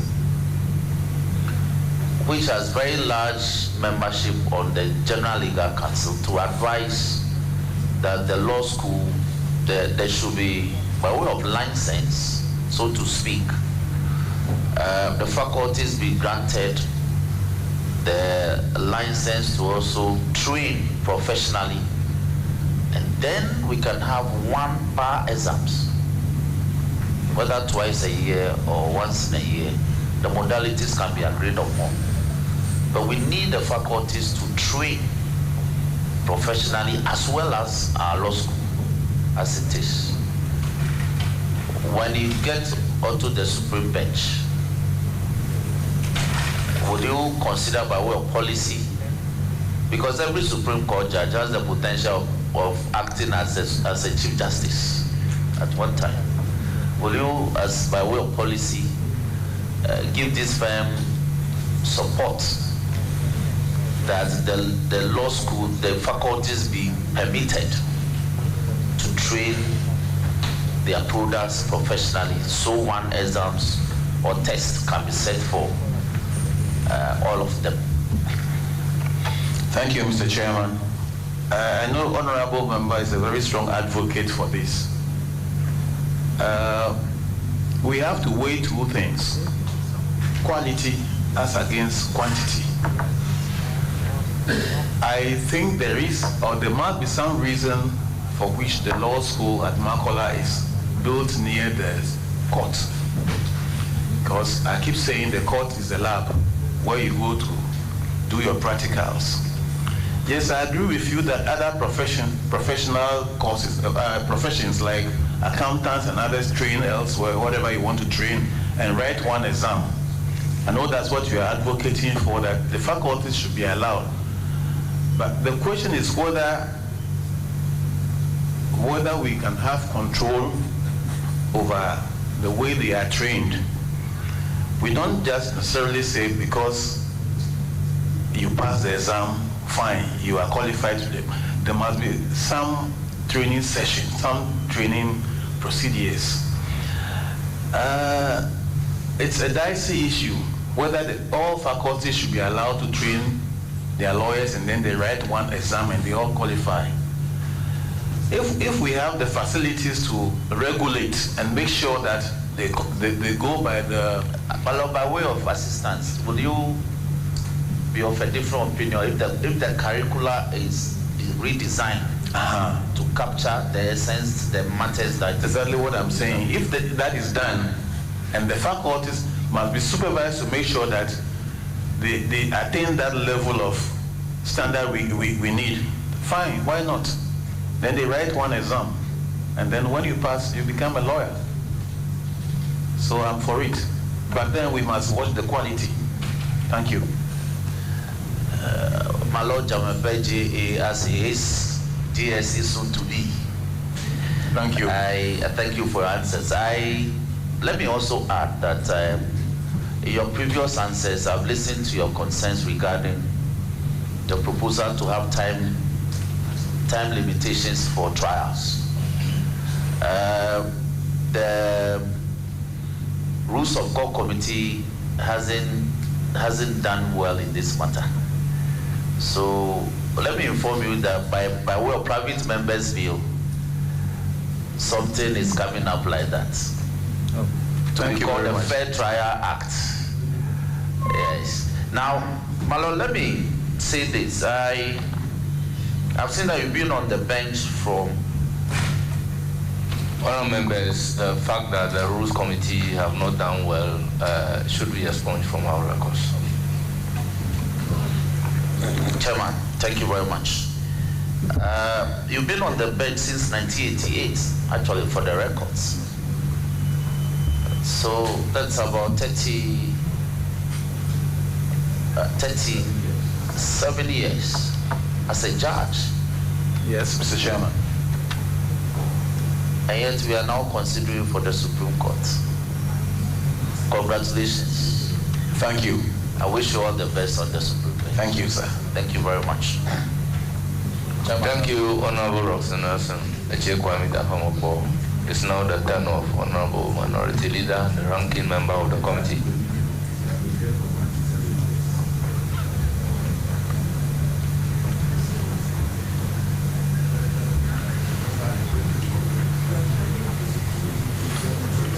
Chairman, thank you for the opportunity.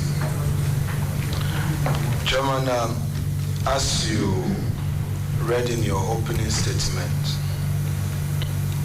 this committee is fortified by a letter from the President dated the 20th of May, 2025, which letter states as follows, that on 29th of April 2025, I submitted my nominations by letter to the Judicial Council for appointment to the Supreme Court. The chairperson, Acting Chief Justice Bafo Boni, on behalf of the Council, advised me on the 5th of May 2025 of the suitability of my underlisted nominees for appointment to the Supreme Court. The letter goes on. In accordance with my duty under Article 1442 of the Constitution of Ghana 1992, I consulted with the Council of State by submitting the above names and their curricula vitae to the Council of State. Next sentence. On 7th May 2025, the Council of State notified me by a letter and a report indicating their suitability for appointment. Honorable nominee, from the President's letter, it is obvious to me that Council of State did its work within 36 hours or less. May I know from you whether you were contacted by the Council of State as part of their work before recommending you? May I know from you? Mr. Chairman, I was not called by the Council of State to meet them, no.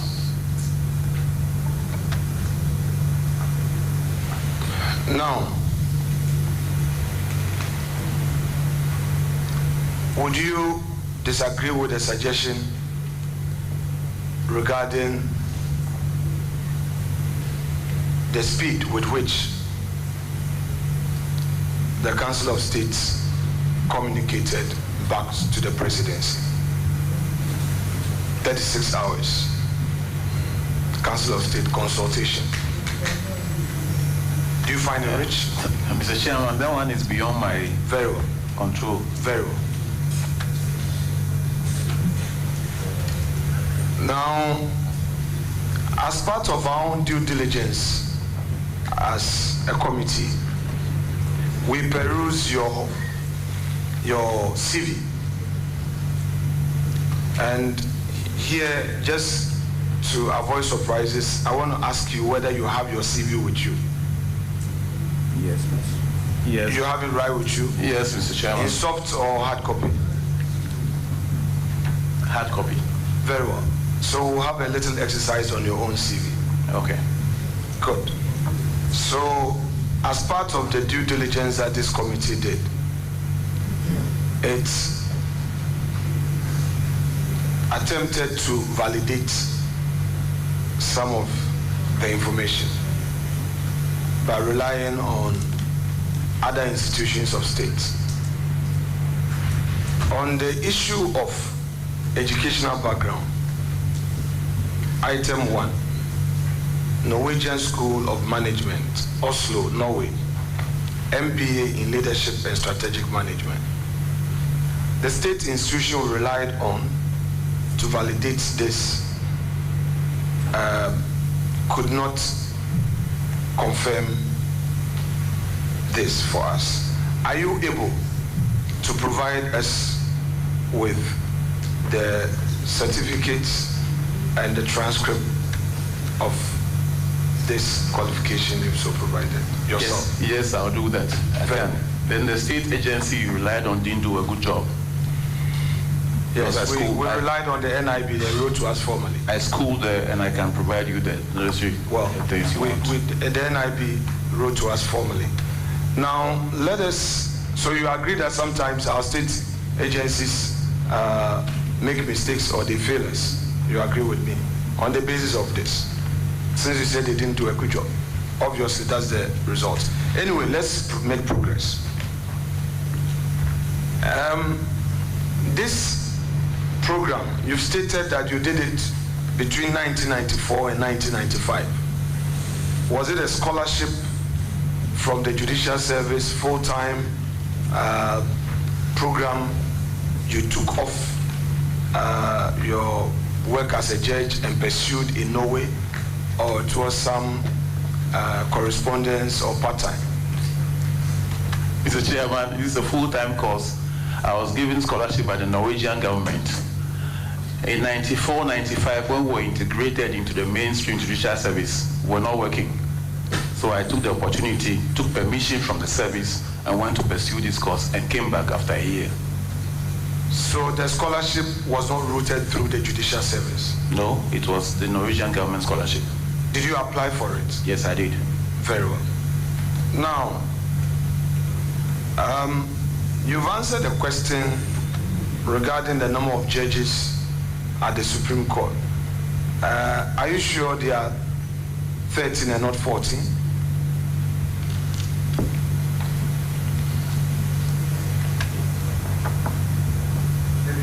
I'll give you the time to reconcile that. We'll come back. What if yes, okay, if you give him the time, I can refer to our diary and see the correct numbers. Yeah, sure. That's what I'm saying. I'll give you time to reconcile that. Now, still on your CV, you went to the training college. Yes, Mr. After Chairman. the O-level.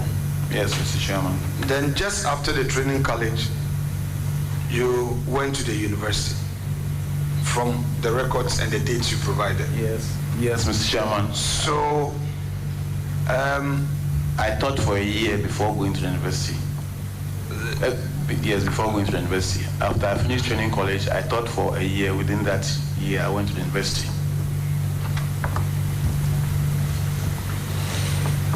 So you taught for a year, but you've not indicated the school you taught. You've not indicated that on the CV.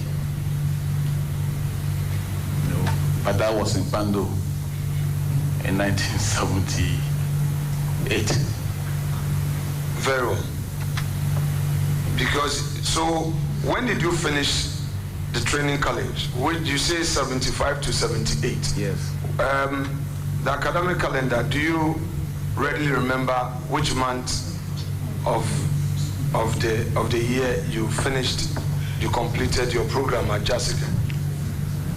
I think we finished in June, July 78, and I was posted to Pando Gabi LA Middle School. I taught in that school until November, December, when I went to the university. So you can check from the Ghana Education Service. No, my lord. If you say I can check from Ghana Education, that's fine. No, I'm not you personally. Yes, we can cross check. No, I'm dealing with your CV. Okay. I'm dealing with your CV. So that's why I said, do you have it with you? A little bit of patience would help. Thank you. Okay, so it's your own record. It is not anything hypothetical. So now, according to you, 78, you were done with training college around July. You were posted, and then you taught up to December, correct? So that ends 78. Then you have here LLB, University of Ghana, Accra, Ghana, LLB, Hans. Then you say 79 to 82. So I want to know from you, the 79, which month, if you recall, did you start your first academic semester? Mr. Chairman, I finished training college in 78, was posted to Pando Gabriele Middle School. I was a teacher there and entered the university the following year, 79. We started, I think, in September 79. I didn't enter the university in 78. I entered in 79, sir. My lord, I didn't say that you entered the university in 78. I haven't said that. You said you taught up to December. The records would bear me out. That's why I repeated it just for clarity. No, so you relax, be with me here. Be with me here. There's nothing to worry. It's your CV we are perusing.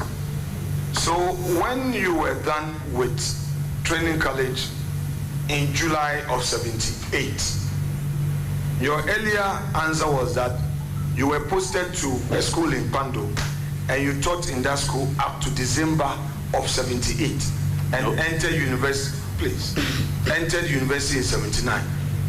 Please clarify. Thank you. Thank you, Mr. Chairman. I taught for a year in Pando, that's 78, and entered the university in 79. I went to Jaskan Training College in 1975. We were the first batch of a 3-year post-ex. Finished in 78, and I was posted to Bando Gabi LA Middle School, where I taught for 1 academic year. And in 79 September, I went to the university. So if Mr. Chairman, the CV says 79 to 82 to the university. Yeah, so it means that your earlier answer that you taught up to December. I don't remember. Did I say that? Yes. Oh, then I'm sorry. That's why I came back. Then I'm sorry. Yes, that's why I came back for you to reconcile. No. Okay, very well. Thank you. So, my Lord, you also said, you stated on your CV, you said you went to training college after your O-level. Now, I am aware of Cape Coast University those days. They would admit A-level, SS, professional, or mature students. Did you enter the university with your O-level certificate, or you entered as a mature student, or with a combination of your post-secondary certificate, that's your training college certificate? Mr. Chairman, I entered with 3 A-levels, not post-sec degree certificate. I wrote the A-levels was the training college. We have adult education courses there, and I had 3 papers before entering the university. I wrote the A-levels in the training college, and that's what I used to enter the university. Which subject did you do for your A-level? Economics, religion, and geography, and then general paper. My Lord, you said you only speak English and Ewe, correct? Fluently, correct. But you stayed in Aguna Sudro for more than 6 years, and my Lord did not make an attempt. Is that the case?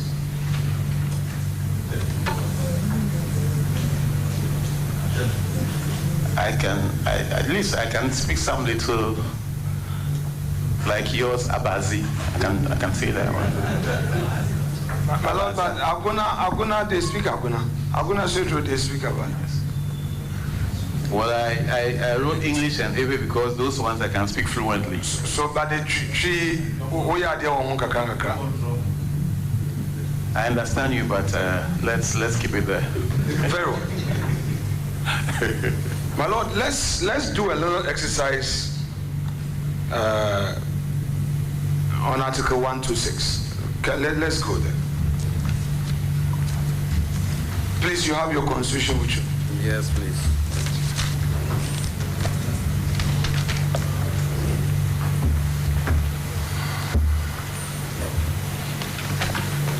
My Lord, you there? Yes. Very well.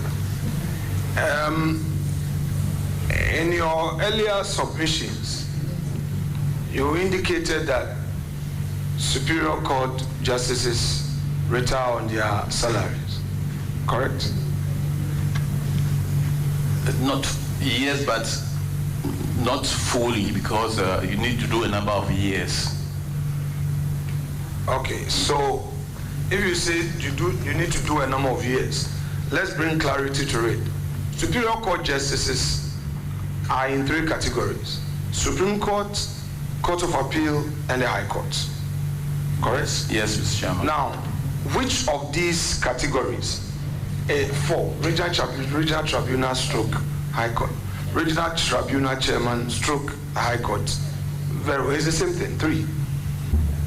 I don't want to talk about Regional Tribunal. I'm not interested in the populist revolution thing. I'm not interested in that. I won't go there. I won't mention Regional Tribunal. I will not. You can do your own thing. I'm not interested in tribunal where you use your oral, abuse people's rights. I'm not interested. I'm dealing with members. Order. Chairman, the reference is to Article 126. Very well. Let's the proceed. judiciary shall consist of the Superior Court of Chairman, I'm able to read. Comprising the Supreme Court, the Court of Appeal, the High Court and Regional Tribunal. So you cannot say you are not interested in the Regional Tribunal when you are making reference to Article 126. Chairman, thus far we've had some peace. Restrain your chief whip. We kept quiet for him to ask all his questions anyway. So which of the categories is the number of years of service applicable to? Mr. Chairman, some people join the service from after civil servants who have retired. For example, they are 60 where they were working before joining us. My Lord, I'm not stopping you. I'm not stopping you. Please. We may stay longer depending on your approach. We may have a very short session if we deal directly with the issue. And that's what I would prefer, the latter approach. So please bear with me. All right, thank you. We know the Constitution defines 3 categories: Supreme Court, Court of Appeal, High Court / Regional Tribunal chairs.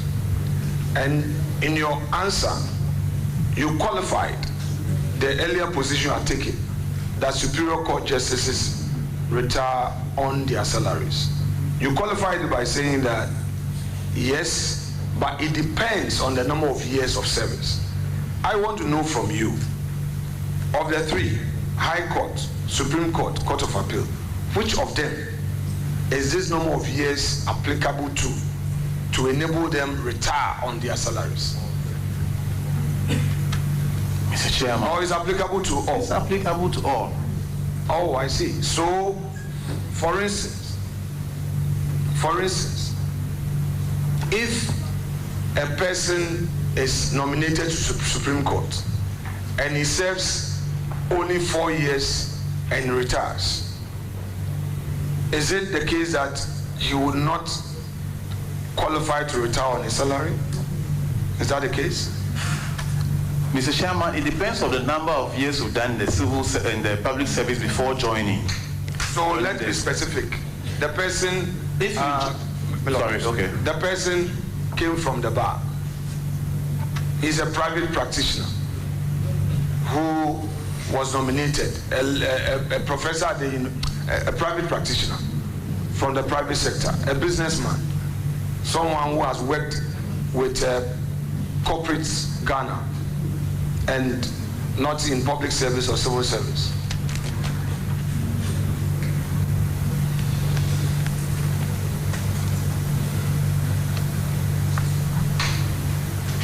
Please, I'm done. Mr. Chairman, what I know and what I'm saying is that if you are from the public service and you join the judiciary, if you do 10 years as a judicial officer, you retire on your salary. But if you join from outside and you don't do the 10, if you do 20 years before coming, will be added, and then you qualify. It's a constitutional provision. Please, okay, they are saying Article 155 from here, if you may read that aloud.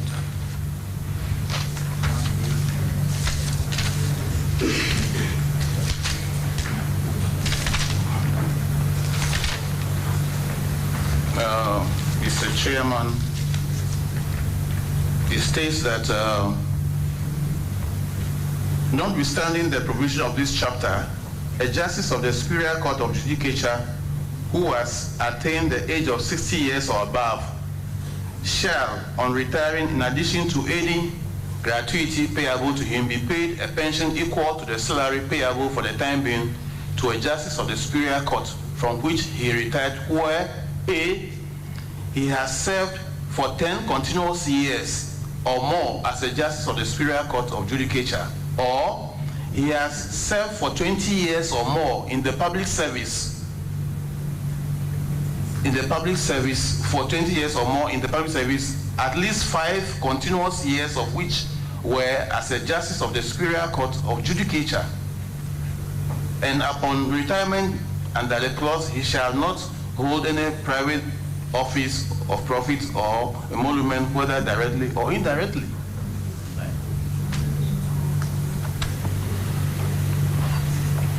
Honorable nominee, may I know from you whether, in view of the provisions in Article 126, having regard to your earlier position that to enable the court function properly, human resource is critical.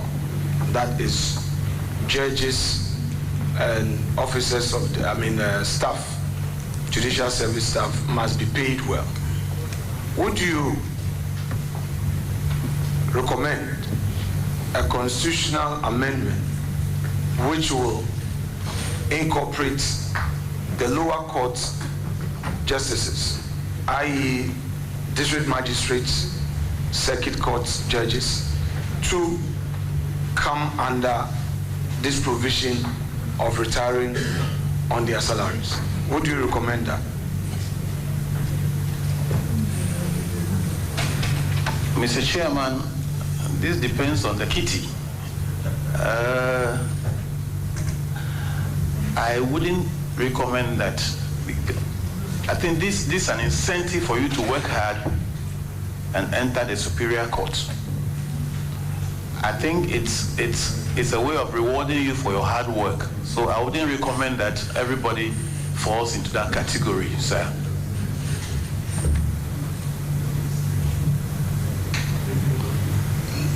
Now, Superior Court justices come under Article 71 office holders, correct? Yes, Mr. Chairman. So, High Court judges, Court of Appeal judges, and Supreme Court judges every 4 years enjoy the Article 71 emolument, correct? Every 4 years, correct? When you say emolument, every 4 years they enjoy the emolument, I don't understand you. Judges, our salaries are not reviewed every year. It's done once in 4 years. So what is paid back is the difference. That is what is paid every 4 years. Let's go to Article 71. Lord, let's go to Article 71. Okay.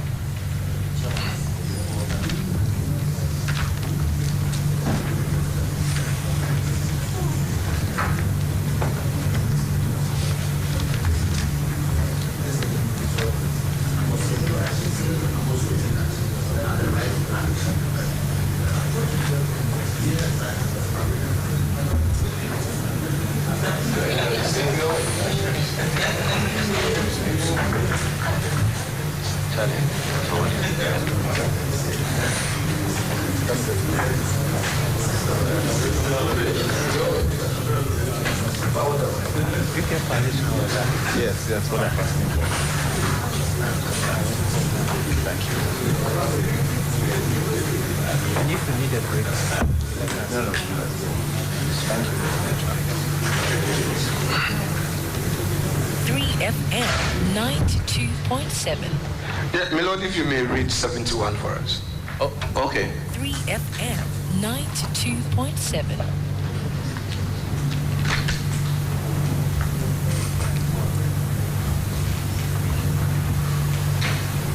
All of 71. Right. The determination of certain emoluments, 71.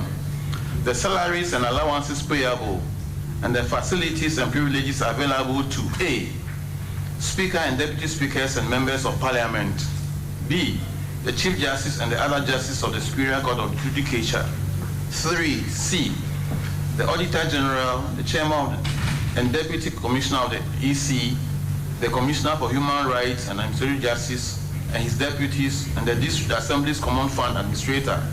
D, the Chairman, Vice Chairman, and other members of D1, National Council for Higher Education, so I described. 2, the Public Service Commission. 3, National Media Commission. 4, Lands Commission. 5, National Commission for Civic Education. Being expenditure charged on the consolidated fund shall be determined by the President on the recommendations of a committee of not more than 5 persons appointed by the President, acting in accordance with the advice of the Council of State. 2, the salaries and allowances payable and the facilities available to the President, the Vice President, the Chairman, and other members of the Council of State, Ministers of State, Deputy Ministers, being expenditure charged on the consolidated fund, shall be determined by Parliament on the recommendations of the committee referred to in Clause 1 of this article. For the purposes of this article, and except as otherwise provided in this Constitution, salaries includes allowances, facilities, and privileges, and retiring benefits or awards. Thank you.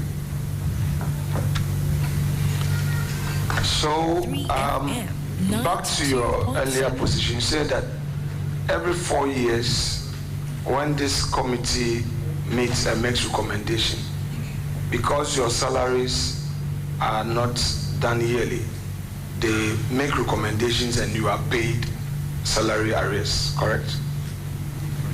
Yes, Mr. Chairman. Which is known on the street as emolument. Yes, Mr. Chairman. So, you disagree with any suggestion to the effect that Article 71 is only there to benefit the political class from the reading you have just made? From what you have just Mr. Chairman, what the Constitution says is what it is, not the interpretation people put on it. This is not, it doesn't mention a political class here. It mentions the categories of people who should enjoy this Article 71 emoluments. Yes, so I'm saying that from what you have just read, those to benefit from Article 71 is not limited to the elected political class. That's the point I want to make from what you've just read. Yes, I think you are right. Correct. Now, my Lord, I want us to go back to an earlier position taken by my respected learned colleague, the leader of the House, Honorable Ayarga. He relied heavily on the CJ, Justice Araba Isaba Tokuno's recommendation to suggest to you that there's really nothing wrong in increasing the numbers at the Supreme Court. And you seem to have agreed with him, correct? But the reasons given by the honorable man, I said yes. Very well. Because I haven't seen the article she wrote. Very well.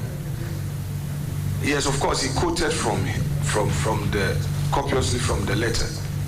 Now, you would agree with me that this proposal led to a public outcry. But now, we are adding 7 more to the same courts. Would you, as a beneficiary of this, would you say that that criticism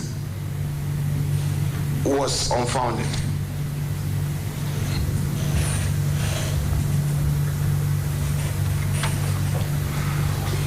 Mr. Chairman, if I got it right, it's the Judicial Council that raised the first criticism. The Judicial Council, if I got it right, that the names didn't originate from them. That is all I know. So it was not like I am a beneficiary of, like the word you use, beneficiary, No. 3FM I was nominated by the President of the Republic to become a Supreme Court judge. I don't know whether it's based on an article or anything. I just was nominated, Mr. Chairman. So I cannot tell whether I'm a beneficiary or people, no. My Lord, the argument was to the effect that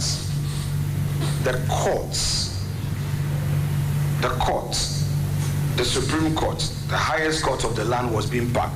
And in fact, a colleague of yours who had been vetted, I think my lady, is it Benasco, wasn't it?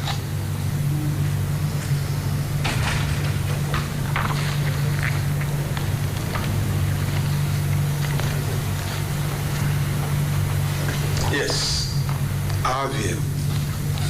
Your colleague, Justice Sophia Rosetta Odukwa Benasco Issa, who had been nominated, vetted, and a report submitted to the plenary. As a result of this rather loud disagreement, Parliament could not even take the report. And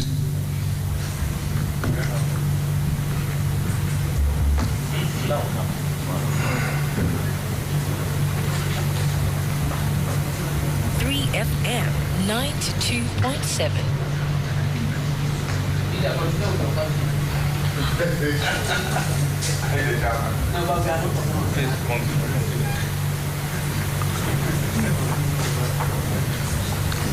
The loud disagreement, including threats on the floor, the laying of the report would generate chaos, eventually prevented the laying of the report. I want to know from you that in view of the argument that even these two adding to the Supreme Court would amount to packing, would you now disagree with that opinion that this 7 being added, of which you are a beneficiary, worsens the matter? Well, before allowing the chairman of the committee to answer the question, I would ask that the issue of a threat to the laying of the report be expunged from the question. Please proceed to give an answer.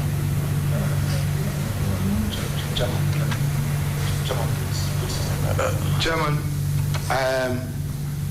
I speak of the record, though I will respect your ruling, but I will pull the Hansard. Fortunately, my respected colleague who used a word, there will be chaos. Hansard captured him.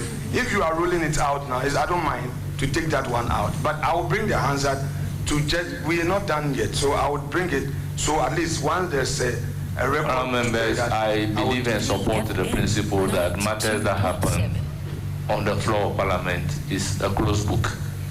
Please proceed to give your answer. Thank you, Mr. Chairman. I'm not even privy to all that happened in Parliament, whether there was chaos or there were threats. I don't know anything about that. I have just been nominated to the Supreme Court. I don't know anything as to whether I benefited from anything or I don't know, Mr. Chairman. I can't exactly tell what happened on the floor of Parliament. I don't know. That is what I can say, Mr. Chairman. My Honorable nominee, did you become aware of the general apprehension in the public space regarding the two nominees as same amounting to the packing of the Supreme Court, did you become aware of the general apprehension in the public domain at the time? No, Mr. Chairman. Okay, fine. Would you disagree with any suggestion to the effect that these 7 nominations from the president at a go amount to the packing of the Supreme Court? Would you disagree with that suggestion? I think you answered this question, said no. So why is the question being repeated? So Honorable Minority Leader, with all due respect, proceed with another question. 3FM. He says no to it.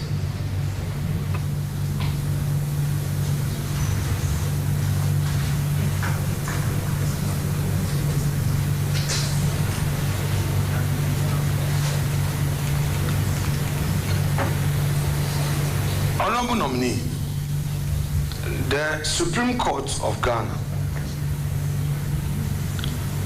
has not been capped by any constitutional imperative, correct? Yes, sir.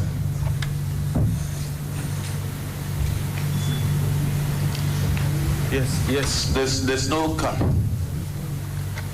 You would therefore agree that circumstances may result in having a certain number on the bench, correct? Yes, sir. So, in view of that, you would disagree to any suggestion that seeks to condemn or criticize or create a certain apprehension when nominations are being made with justifications for the number to go up to a certain point. You would disagree? Mr. Chairman, it depends on the justification. It depends on the exigency and the justification according to the nominations. Thank you. You will agree with me that the current 7 nominations have not been accompanied with any verifiable justification or exigencies. You would agree with me? Mr. Chairman, I'm not appointing authority. So I wouldn't know why. So it's difficult for me to answer why. Gentlemen, I want to register a protest on record. I know that you are not sharing your power. I would plead through you to my respected colleague seated immediately to your right. The interjections, though not on record, those interjections are becoming too loud and too many. And we've started well.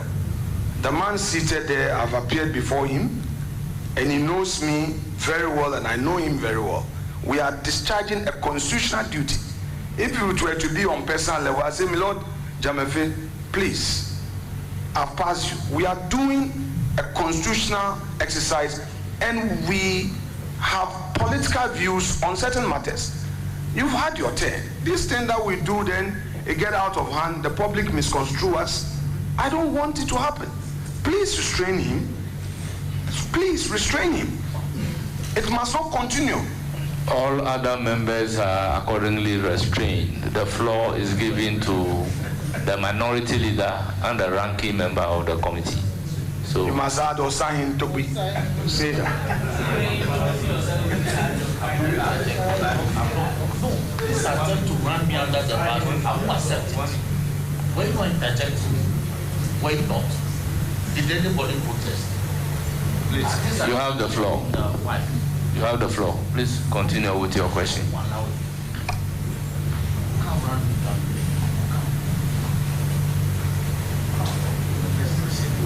3 3FM nominee. 92.7. May we do some exercise on constitutional evolution and textual fidelity. In your view, when should the Supreme Court adapt constitutional interpretation to changing circumstances, whereas at the same time, a view regarding adhering strictly to original text has to be complied with? And maybe let me hear you on that, then I can do a follow-up. Mr. Chairman, the Supreme Court, as the apex court, is a policy court which we cannot deny. That is why they are not bound by their own decisions.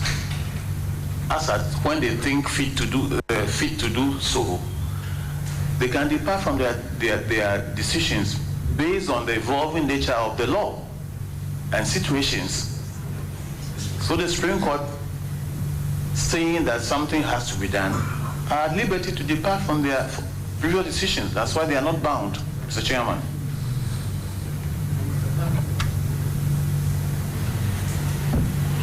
Can you provide an instance where you would favor evolution and one where you would insist on textual fidelity? I know I have a textualist right by me, but who am I to even say he's seated to my left or right? I have a textualist with me. Proceed to ask your question. Nobody seated by you has the power to interpret the Constitution. Ask your question. So may you provide an instance where you will favor evolution and an instance where you would insist on textual fidelity? Mr. Chairman, if the Supreme Court gives a decision, we are all bound by it. But then, when you can depart when the decision is given per incuriam, or a wrong law has been applied, or the decision becomes unjust in the circumstances. And if you can differentiate the facts, you can depart from it, Mr. Chairman.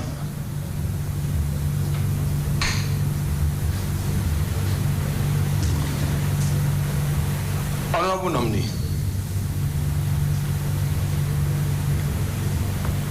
let's talk about judicial ethics and independence. Would you be able to give us 3 specific measures you would implement or you suggest to be implemented to maintain judicial ethics whilst preserving independence?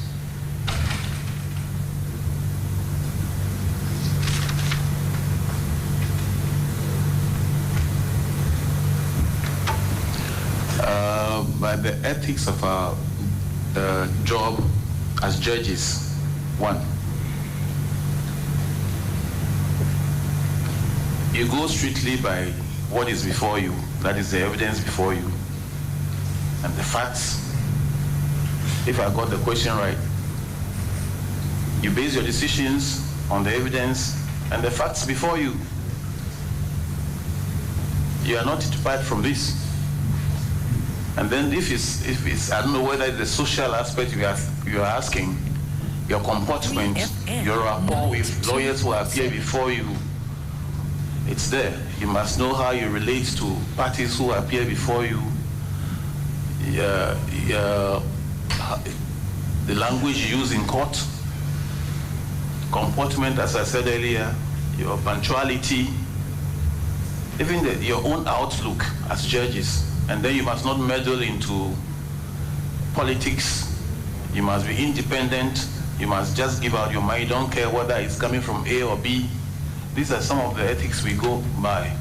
And then you must know where you go and where you don't go, where you are seen and where you are not seen. Thank you. So in view of that, how would you then balance the question of transparency with the need to avoid inappropriate commentary on legal issues? You just have to know how to balance it. It's a thin line. If you heard me earlier, I said comments and opinions passed by judges carry a lot of weight because you don't know when a case will come before you. So you have to be very sparing as to comments you pass because, one, a case may come before you and the facts may be different, not on all fours. You have to depart from what you said. Even some people can even petition your recusal from the case because of a comment you once passed. So you have to be very careful as to the comments you pass as a judge because it carries weight.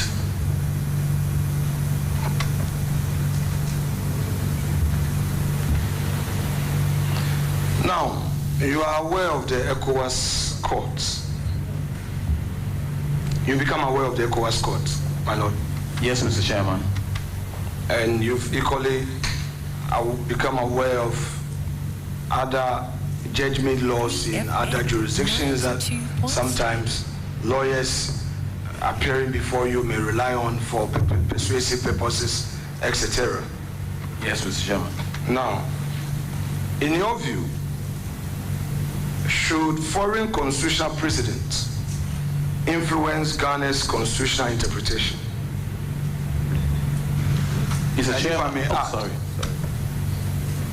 If I may add, just to make it composite, when, if ever, should the Supreme Court cite decisions from, say, South Africa, United States, United Kingdom, or even ECOWAS court decisions?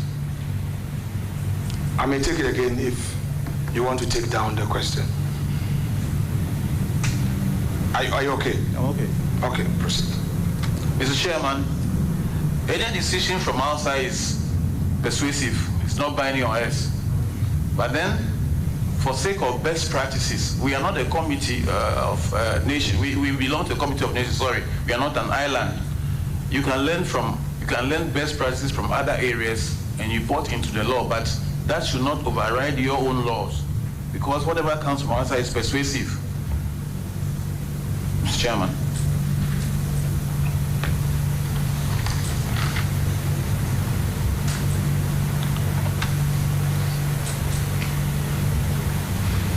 Now, on the issue of democratic theory and constitutional purpose, I want to know from you, do constitutional term limits, do constitutional term limits serve primarily to prevent individual power concentration or to ensure democratic competition, in your view? Mr. Chairman, I'll repeat. Yeah. I'm saying that I'm now delving into area of democratic theory and constitutional purpose. And my question is, in your view, does constitutional term limits serve primarily to prevent individual power concentration, or it is there as a constitutional imperative to ensure democratic competition? Can you give me some examples, please? Yes. The example is that, for instance, in Ghana, there's a constitutional term limit that, okay, for the presidency, your term, 4 years, you can go again.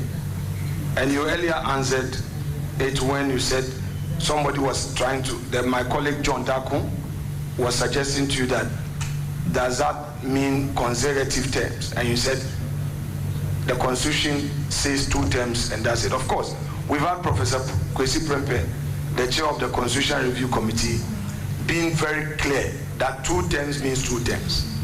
Now, with that background in mind, what I'm asking you to share a view on is whether or not this provision is there to primarily prevent individual power concentration, or is there to ensure democratic competition? Is it clear now? Yeah, it's clear. It's clear. Mr. Chairman, what the Constitution says is the law. Whatever you say beyond the Constitution is noise. And no matter the many noises you make, the law is what? It's the law. You can't read any meaning into it apart from what the law says, Mr. Chairman. It says 2 terms. And whenever the Constitution gives a term limit, you have to follow it, Mr. Chairman. Unless it's amended or repealed, you don't have a choice. There's no other interpretation you can give to it than what it is, Mr. Chairman.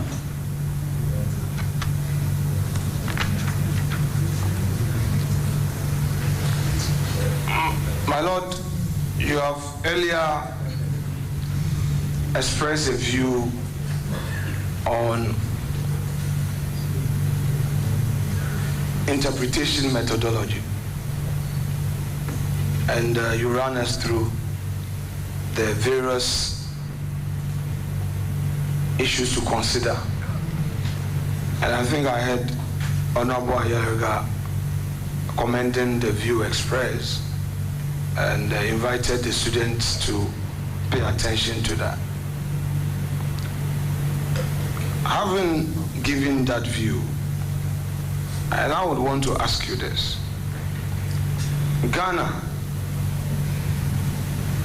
which sometimes can have politically sensitive cases, should the Supreme Court err towards restricting or expanding executive power when text permits multiple interpretations?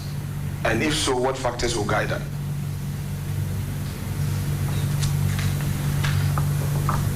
Mr. Chairman, I've said this several times with all respect. What the Constitution says is what should be done. I don't know what more to add, sir. If the Constitution says 2 terms, I don't see how a different interpretation can be put to it. FM 92.7. Mr. Chairman, I don't know what. That's what I think, sir.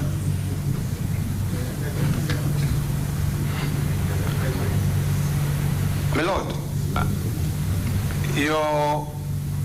your colleagues who came before you, especially during Kufuor's era, had cause to give a certain interpretation to the Constitution. And just for our purpose, I remember that in looking at the law, they suggested, they made a strong point in their judgment to the fact that once the president is out of the jurisdiction, there must be someone in the jurisdiction to act, and the person must take the judicial oath. Now, it's been long. This ruling or judgment has been in our books for so long a time.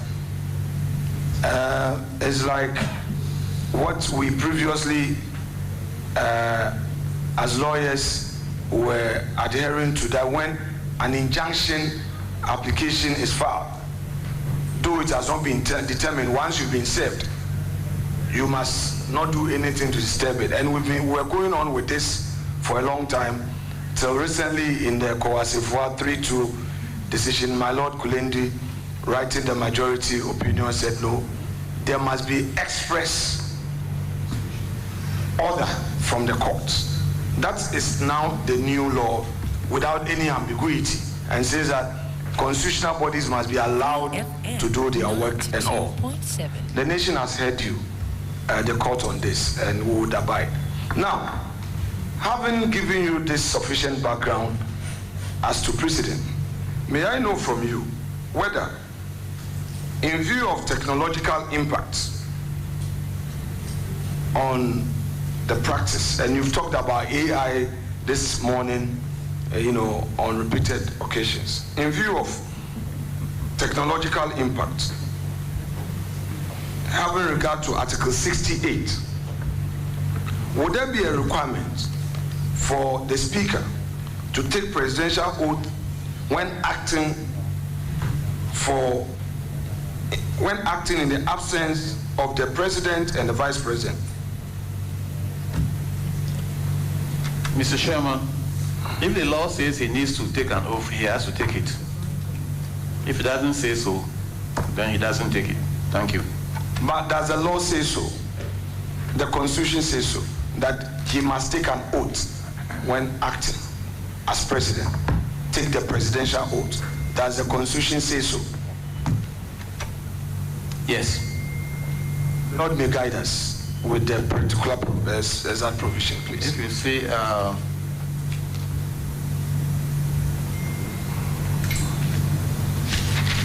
I think it's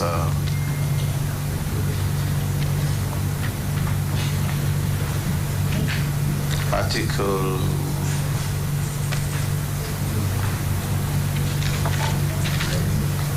Well, I can't get it offhand, but Mr. Chairman, we can look at it. You can take your time and provide that later. But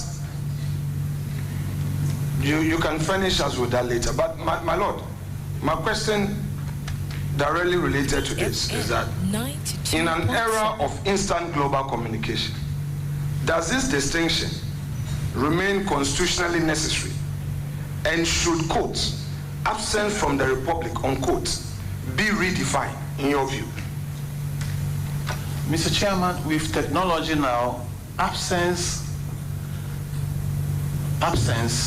it has a different meaning now, because a case came before me as to the meaning of working from home, as to whether during the COVID time, working from home, whether it's from your house or from outside the workplace. I think if the president, this is my opinion, please, if the president should be out of the country, let's say for one day, and coming back, yes, the Constitution says there should be no vacuum. But if the person if the technology can make you work from outside your office, but well, the law says if you are out of the jurisdiction, fine. But if you are in contact with those who you work with, I don't really think, and the period is that short, maybe one day, I don't think there should be this ceremony when you are coming back the following day for somebody to swear an oath, and then the following morning the president or the purpose oath is taking his back. Is my law departing from the law? Is the law? The law is the law, but I'm not departing from it. But what I'm saying, this is my personal position. Mr. Chairman, what I'm saying is that, let's say the president goes to Nigeria and will come back in the evening. He's not in the country, but that does not necessarily mean that the vice should take an oath to act for him when he's coming back in the evening. I mean, 3FM 92.7.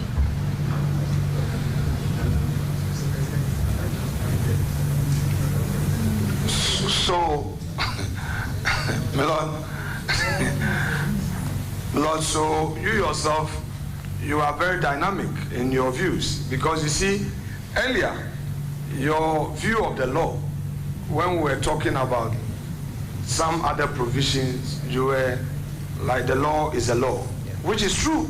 Yeah. But again, you have now qualified it, giving it a purposive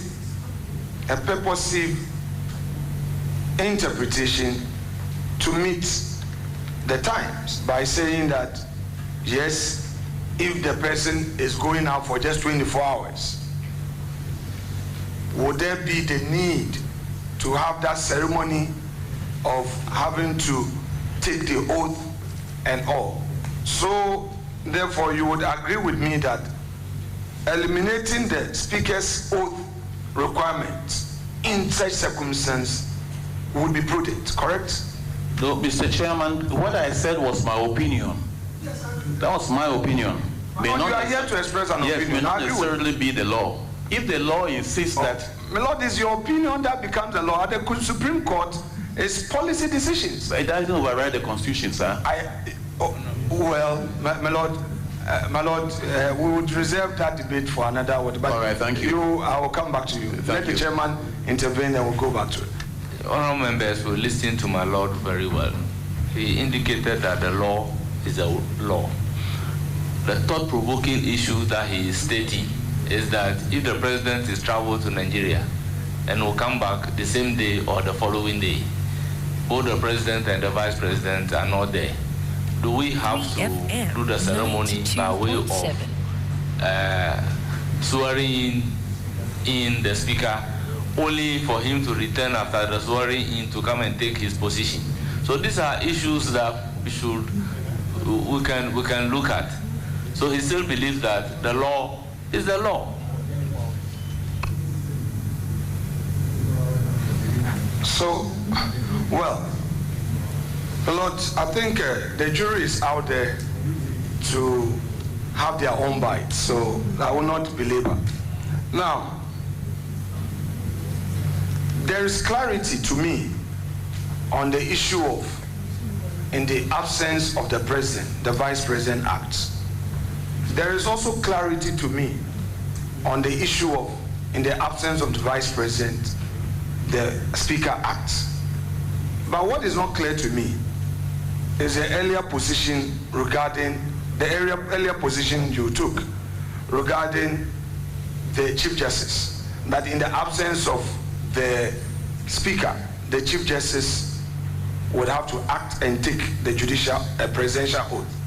Now, my Lord, is this position you took earlier in response to a colleague's question emanating from the Constitution expressly, that in the absence of the speaker, the Chief Justice takes the oath of office as acting president? Is there such express constitutional provision, or you are just you stating so as a matter of course that there should be no power vacuum? Because obviously, like it happened recently, it may happen again, where the president was out, my Excellency, Madam Vice President was on sick leave, and then Mr. Speaker was also out on official assignment, and for 48 hours, there was no head of state, technically, in the jurisdiction. Mr. Chairman, I was answering a question asked by an honorable member as to the hierarchy. If the law says that for somebody to act as the president of the country, he must take an oath, that person has to take the oath. My Lord, take it easy. No, I'm fine. No, fine. You step by step. I'm fine. I mean, it's a good exercise that we have to embark on. If there's a lacuna in the Constitution, we must recognize it as a nation, and I believe the Constitutional Review Committee is following proceedings here. Now, my first question, and I will take it step by step. Is there an express constitutional provision that require the Chief Justice to take the presidential oath in the absence of the President, the Vice President, and the Speaker of Parliament? Is there an express constitutional provision? Mr. Chairman, on top of my mind, I can't give any now. But if I'm given the chance, maybe I'll go through and see whether the Oaths Act or, I don't know, says so, or I don't know. So let's do a little exercise. Granted, there is no such express provision. In your view, as a judge, and my Lord, it is your opinion that will add up to other views once you get to the bench. That court is a constitutional court. And if I may recall, I once did a case at the Supreme Court where, after losing the case, one of the panel members passed a comment that here we take policy decisions and look at the broader, affairs of the state, just to assure me that don't be too heartbroken that you've lost this case. And it was a very sensitive matter that had to do with some freezing and of account and the state utilizing some exhibit account. And later I appreciated the position of the court that if all those monies that had been used by the state as exhibit account were to be said that go for your money, it would have been something else. So that is the background to the point I'm making. Now let's come back to the issue. In the event that the Constitution does not make an express provision for the Chief Justice to act in the absence of the Speaker, the Vice President, the President, who, in your opinion, should act as President?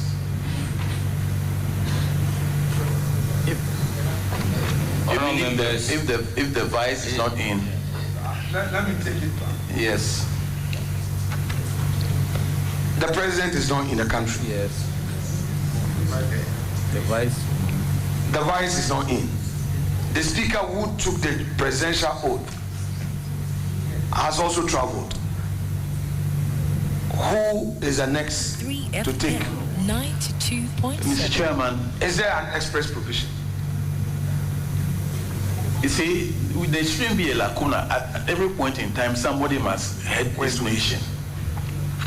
The three are not in the country. The next person is the Chief Justice. The next person, as we all know, is the Chief Justice. Even if there's no express provision stating that, there shouldn't be a lacuna, there shouldn't be a vacuum. And what I was saying, Mr. Chairman, is that if the President is just away, or those who are just away, or one of the three is just away for within a day, he will go and come back. There is no need for that exercise, because the President is coming back the same day. I don't know. Mr. Chairman, I think... my Lord, if you look at Article 60, if we run through Article 60, all through to 12, my Lord, yeah, I do not see any express provision. I've read, I'm still a student.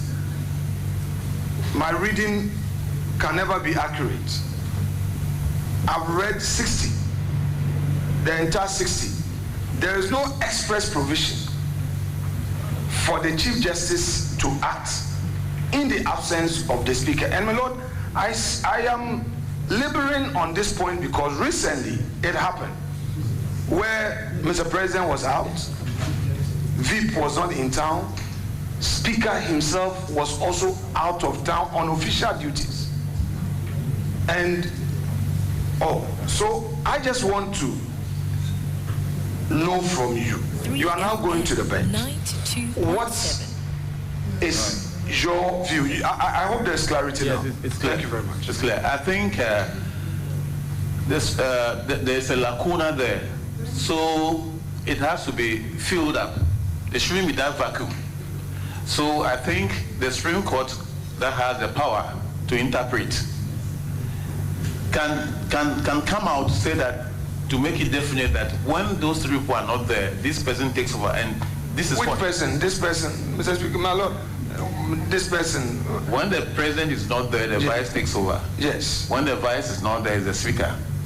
And if the Speaker is not there, I think there should be some express provision to say that there shouldn't be a vacuum. So tell me your opinion. In your view, my opinion, who should be the next? My opinion, the next should be the Chief Justice. Very well. That is my personal opinion. No, Lord, it's fair. Yeah. It's the personal opinions that become the law to guide us. I agree. Thank you very much. My Lord, I want us to deal with emergency powers, emergency succession protocols. Now,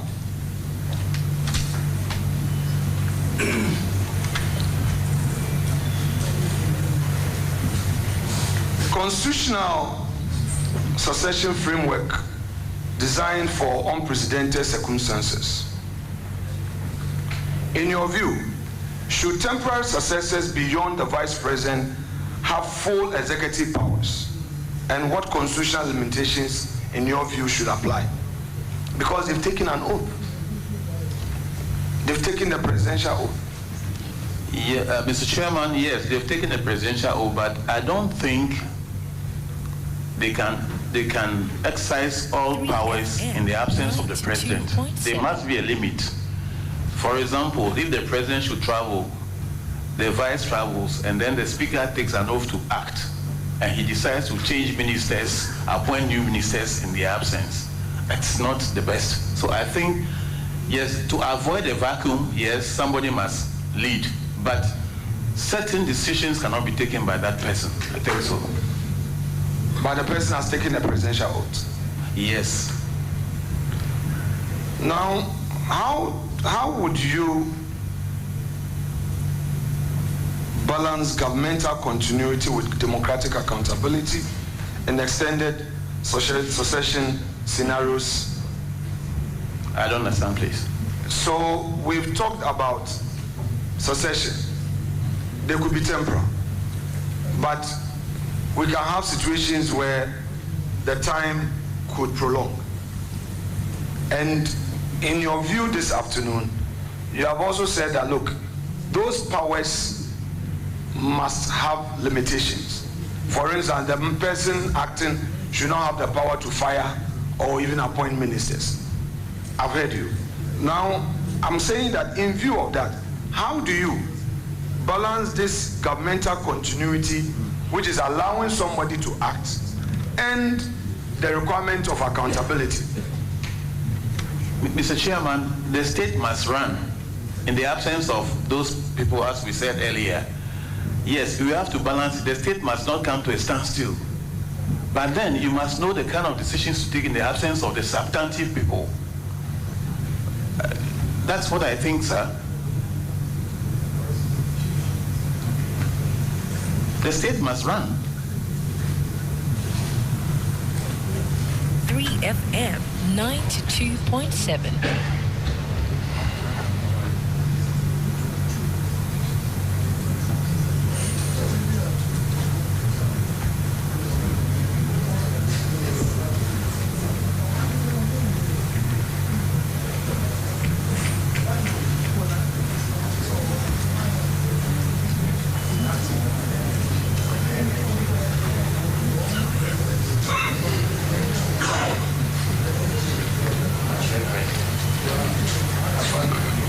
My Lord. Yes, sir.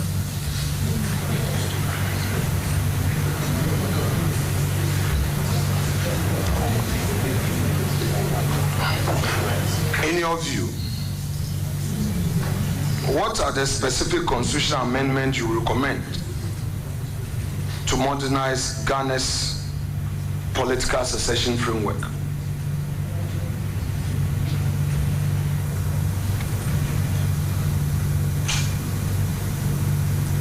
Can you please clarify the question for me? Well, I'm rooting it on the earlier foundation that I laid, the temporal succession, who is taking over and all that in the absence of this, that, and you've already expressed some broader views.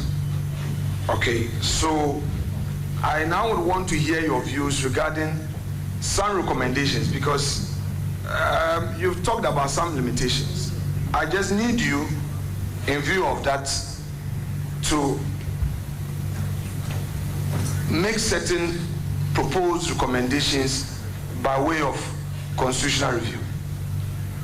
Because you agree with me that even the inclusion of the Chief Justice in the succession plan 2.7 is now coming by way of a purposive approach to governance, that you don't have to leave it vacant, vacuum. There shouldn't be vacuum, but there's no express provision. So share with us what you see as some recommendations to guide this whole process, because it's very critical in view of the experience we've just had. Mr. Chairman, I think this is for Parliament to do. You have to pass laws as to what should be done in those circumstances. I beg, sir. My Lord, so you mean we should enact a law to regulate Article 60 further, but we can't enact where... Or further, maybe when that issue comes before the Supreme Court, through the interpretation, the decision they will give, then they will clarify and give further instructions as to what should be done in those circumstances. My Lord, you remember Article 1815, the Clomega? The Supreme Court left that bit to Parliament, and it is still hanging, where they said Parliament should enact to regulate 1815.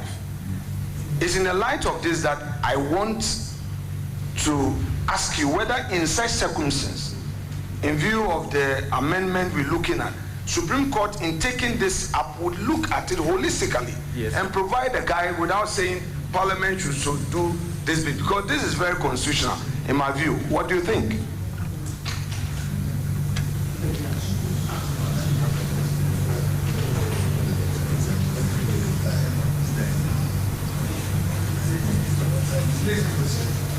The duty of the Supreme Court, when it comes to interpretation, is the Supreme Court. So these are very good points you are raising. I think the Supreme Court, when the matter comes before them, will have to sort it out and give the various guidelines as to what should be done in the circumstances, Mr. Chairman. I think it's a gray area. So when it gets to the Supreme Court, then they will define it and give further guidelines as to what should be done. Thank you, sir.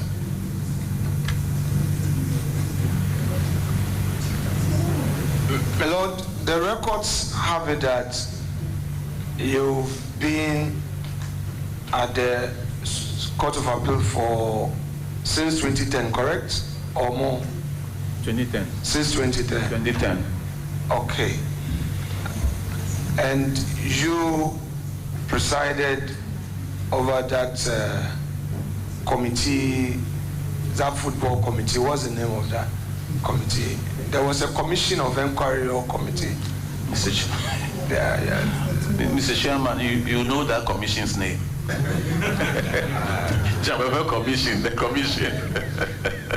It's not a committee, sir, it's a commission. Yes, yes, yes. Thank you, sir. Lord, you know, when I forget, assist me. Thank you.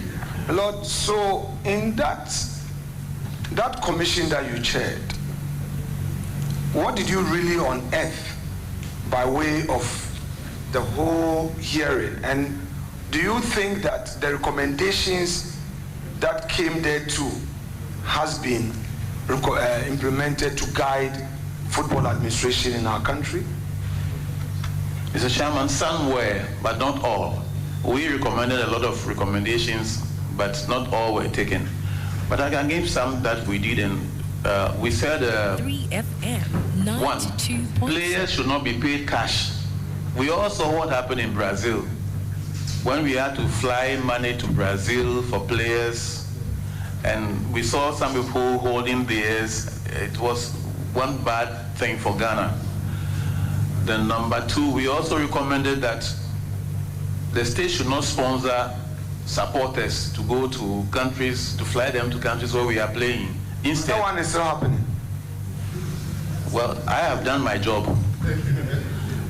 Because we were thinking that instead of flying people from Ghana and booking hotels and feeding them, why don't we buy tickets for Ghanaians who are in that country? Then again, we also recommended that every time the Black Star plays, at least 3 local players should be in the team for continuity. 3 local players. And you all saw the Hearts of Oak goalkeeper, the local player who did very well in the post, conceding no goals. These are some of the recommendations we made.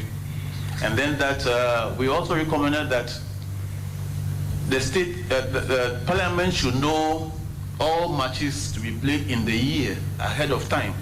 I think sometimes the organizers wait when it's a week or 2 days to the match, then they bring their budget and you are forced. The only event in the world you cannot change is FIFA events.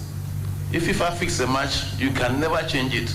You are forced to find money. So we recommended that matches should be, the state should know far ahead of time so that they can prepare towards those matches, not to wait till 2 days and then they bring you a budget. You have to, by all means, find money and send the players. These are some of the recommendations we made. Lord, this is a good point to ask my very last question to end the day. Thank you very much. To end the day with you. Lord, you dealt with criminal cases for many years at the High Court. It came to a point in our criminal jurisprudence where lawyers and judges came to a certain conclusion that there was this non-bailable offenses, until the same Supreme Court now came with a groundbreaking or a landmark decision that bail cannot be used as punishment, and certain parameters were created. Now, that is court bail. What I want us to do to conclude the day is inquiry bail at the administrative level, where a state institution investigating a person and is unable to complete investigations and is not ready for court would grant bail on certain terms. Now, for all your years as a judge, would you suggest, would you say that an institution like IYOKO,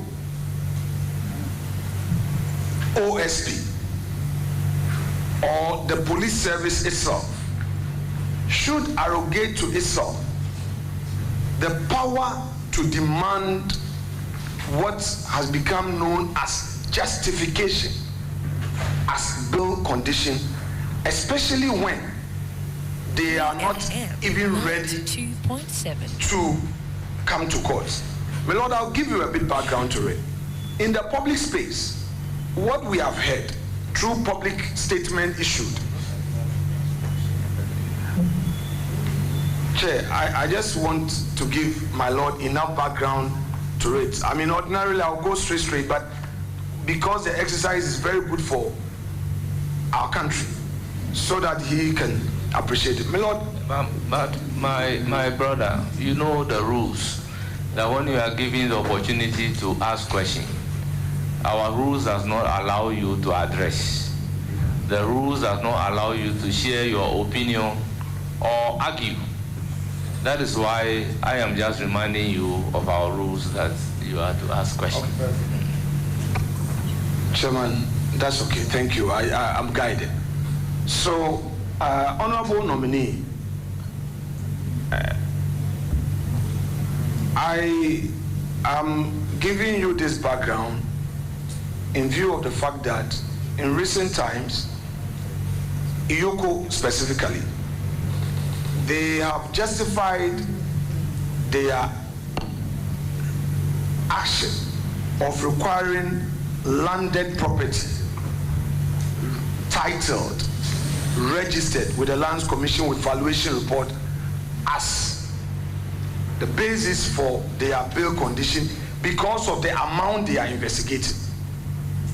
Because of the amount they are investigating. As a judge, don't you think that these considerations are matters for the court to determine? And that to the extent that the investigative body, like IYOKO, is not done with its investigation to bring the person to court, demanding landed property as a condition for bail merely because there is an investigation to that amount would be a bit onerous. Mr. Chairman, from my experience, when we are faced with granting bail, we look at the charge, the amount involved, if it's liquidated, if it's money, the amount involved, and weigh the pros and cons as to whether the person will consider not coming to court for trial, whether the person is a flight risk, and we consider all that. You can't be, the basis of bail is to make sure that the person comes to face trial. But then, you can't be investigating a case, let's say, for example, $1 million in a theft case or something and grant bail 10,000 cedis. There's a possibility you are indirectly telling the person go away. So we consider all these things, but I cannot tell what informed that decision by Yoko. No, I cannot tell. I cannot tell. It's not yet at the court level, so I can't tell why they demanded that. I cannot fault them for that. My Lord, I'm not saying fault them. Yeah, my Lord, I'm not saying fault them. My Lord, I'm not saying fault them. On the issue of courts, I have no problem. Okay. Because you, the presiding judge, will now look at the charge sheets, the evidence available, and in fact, in our modern criminal trial system, you even make available all your documents you are relying on as part of the discoveries. Contrary to the previous practice where you keep it under your armpit and be releasing them one by one. Now, from day one, you have to give every document to your adversary or to the accused. I am concerned about the use of such powers at the investigation level, where you have not even concluded, but you know that the amount you are investigating is X. It could be right or wrong. It could be true or not. You've not gone to court yet. That is where I want you to share a view on for us. Not to blame Yoko. That's not what I'm asking you to do. We are expressing a view to enrich democracy. Mr. Chairman, at the investigative level, they are not saying you are guilty or not guilty. Granting bail and putting a figure on it is just to make sure you are available. And Mr. Chairman, don't forget that when you get to court, there is a possibility of the court varying even your bail bond, lower or even higher. So it's just a means of making sure that you report yourself for the investigation. That's all. That's all about it, sir. Yeah, thank you very much, my Lord. We have come to an end of the vetting. Permit me to recognize our revered justices of the Supreme Court seated behind you. Then I will come to the family members. First on the list is His Lordship Justice Paul Bafoboni, Acting Chief Justice. You are welcome.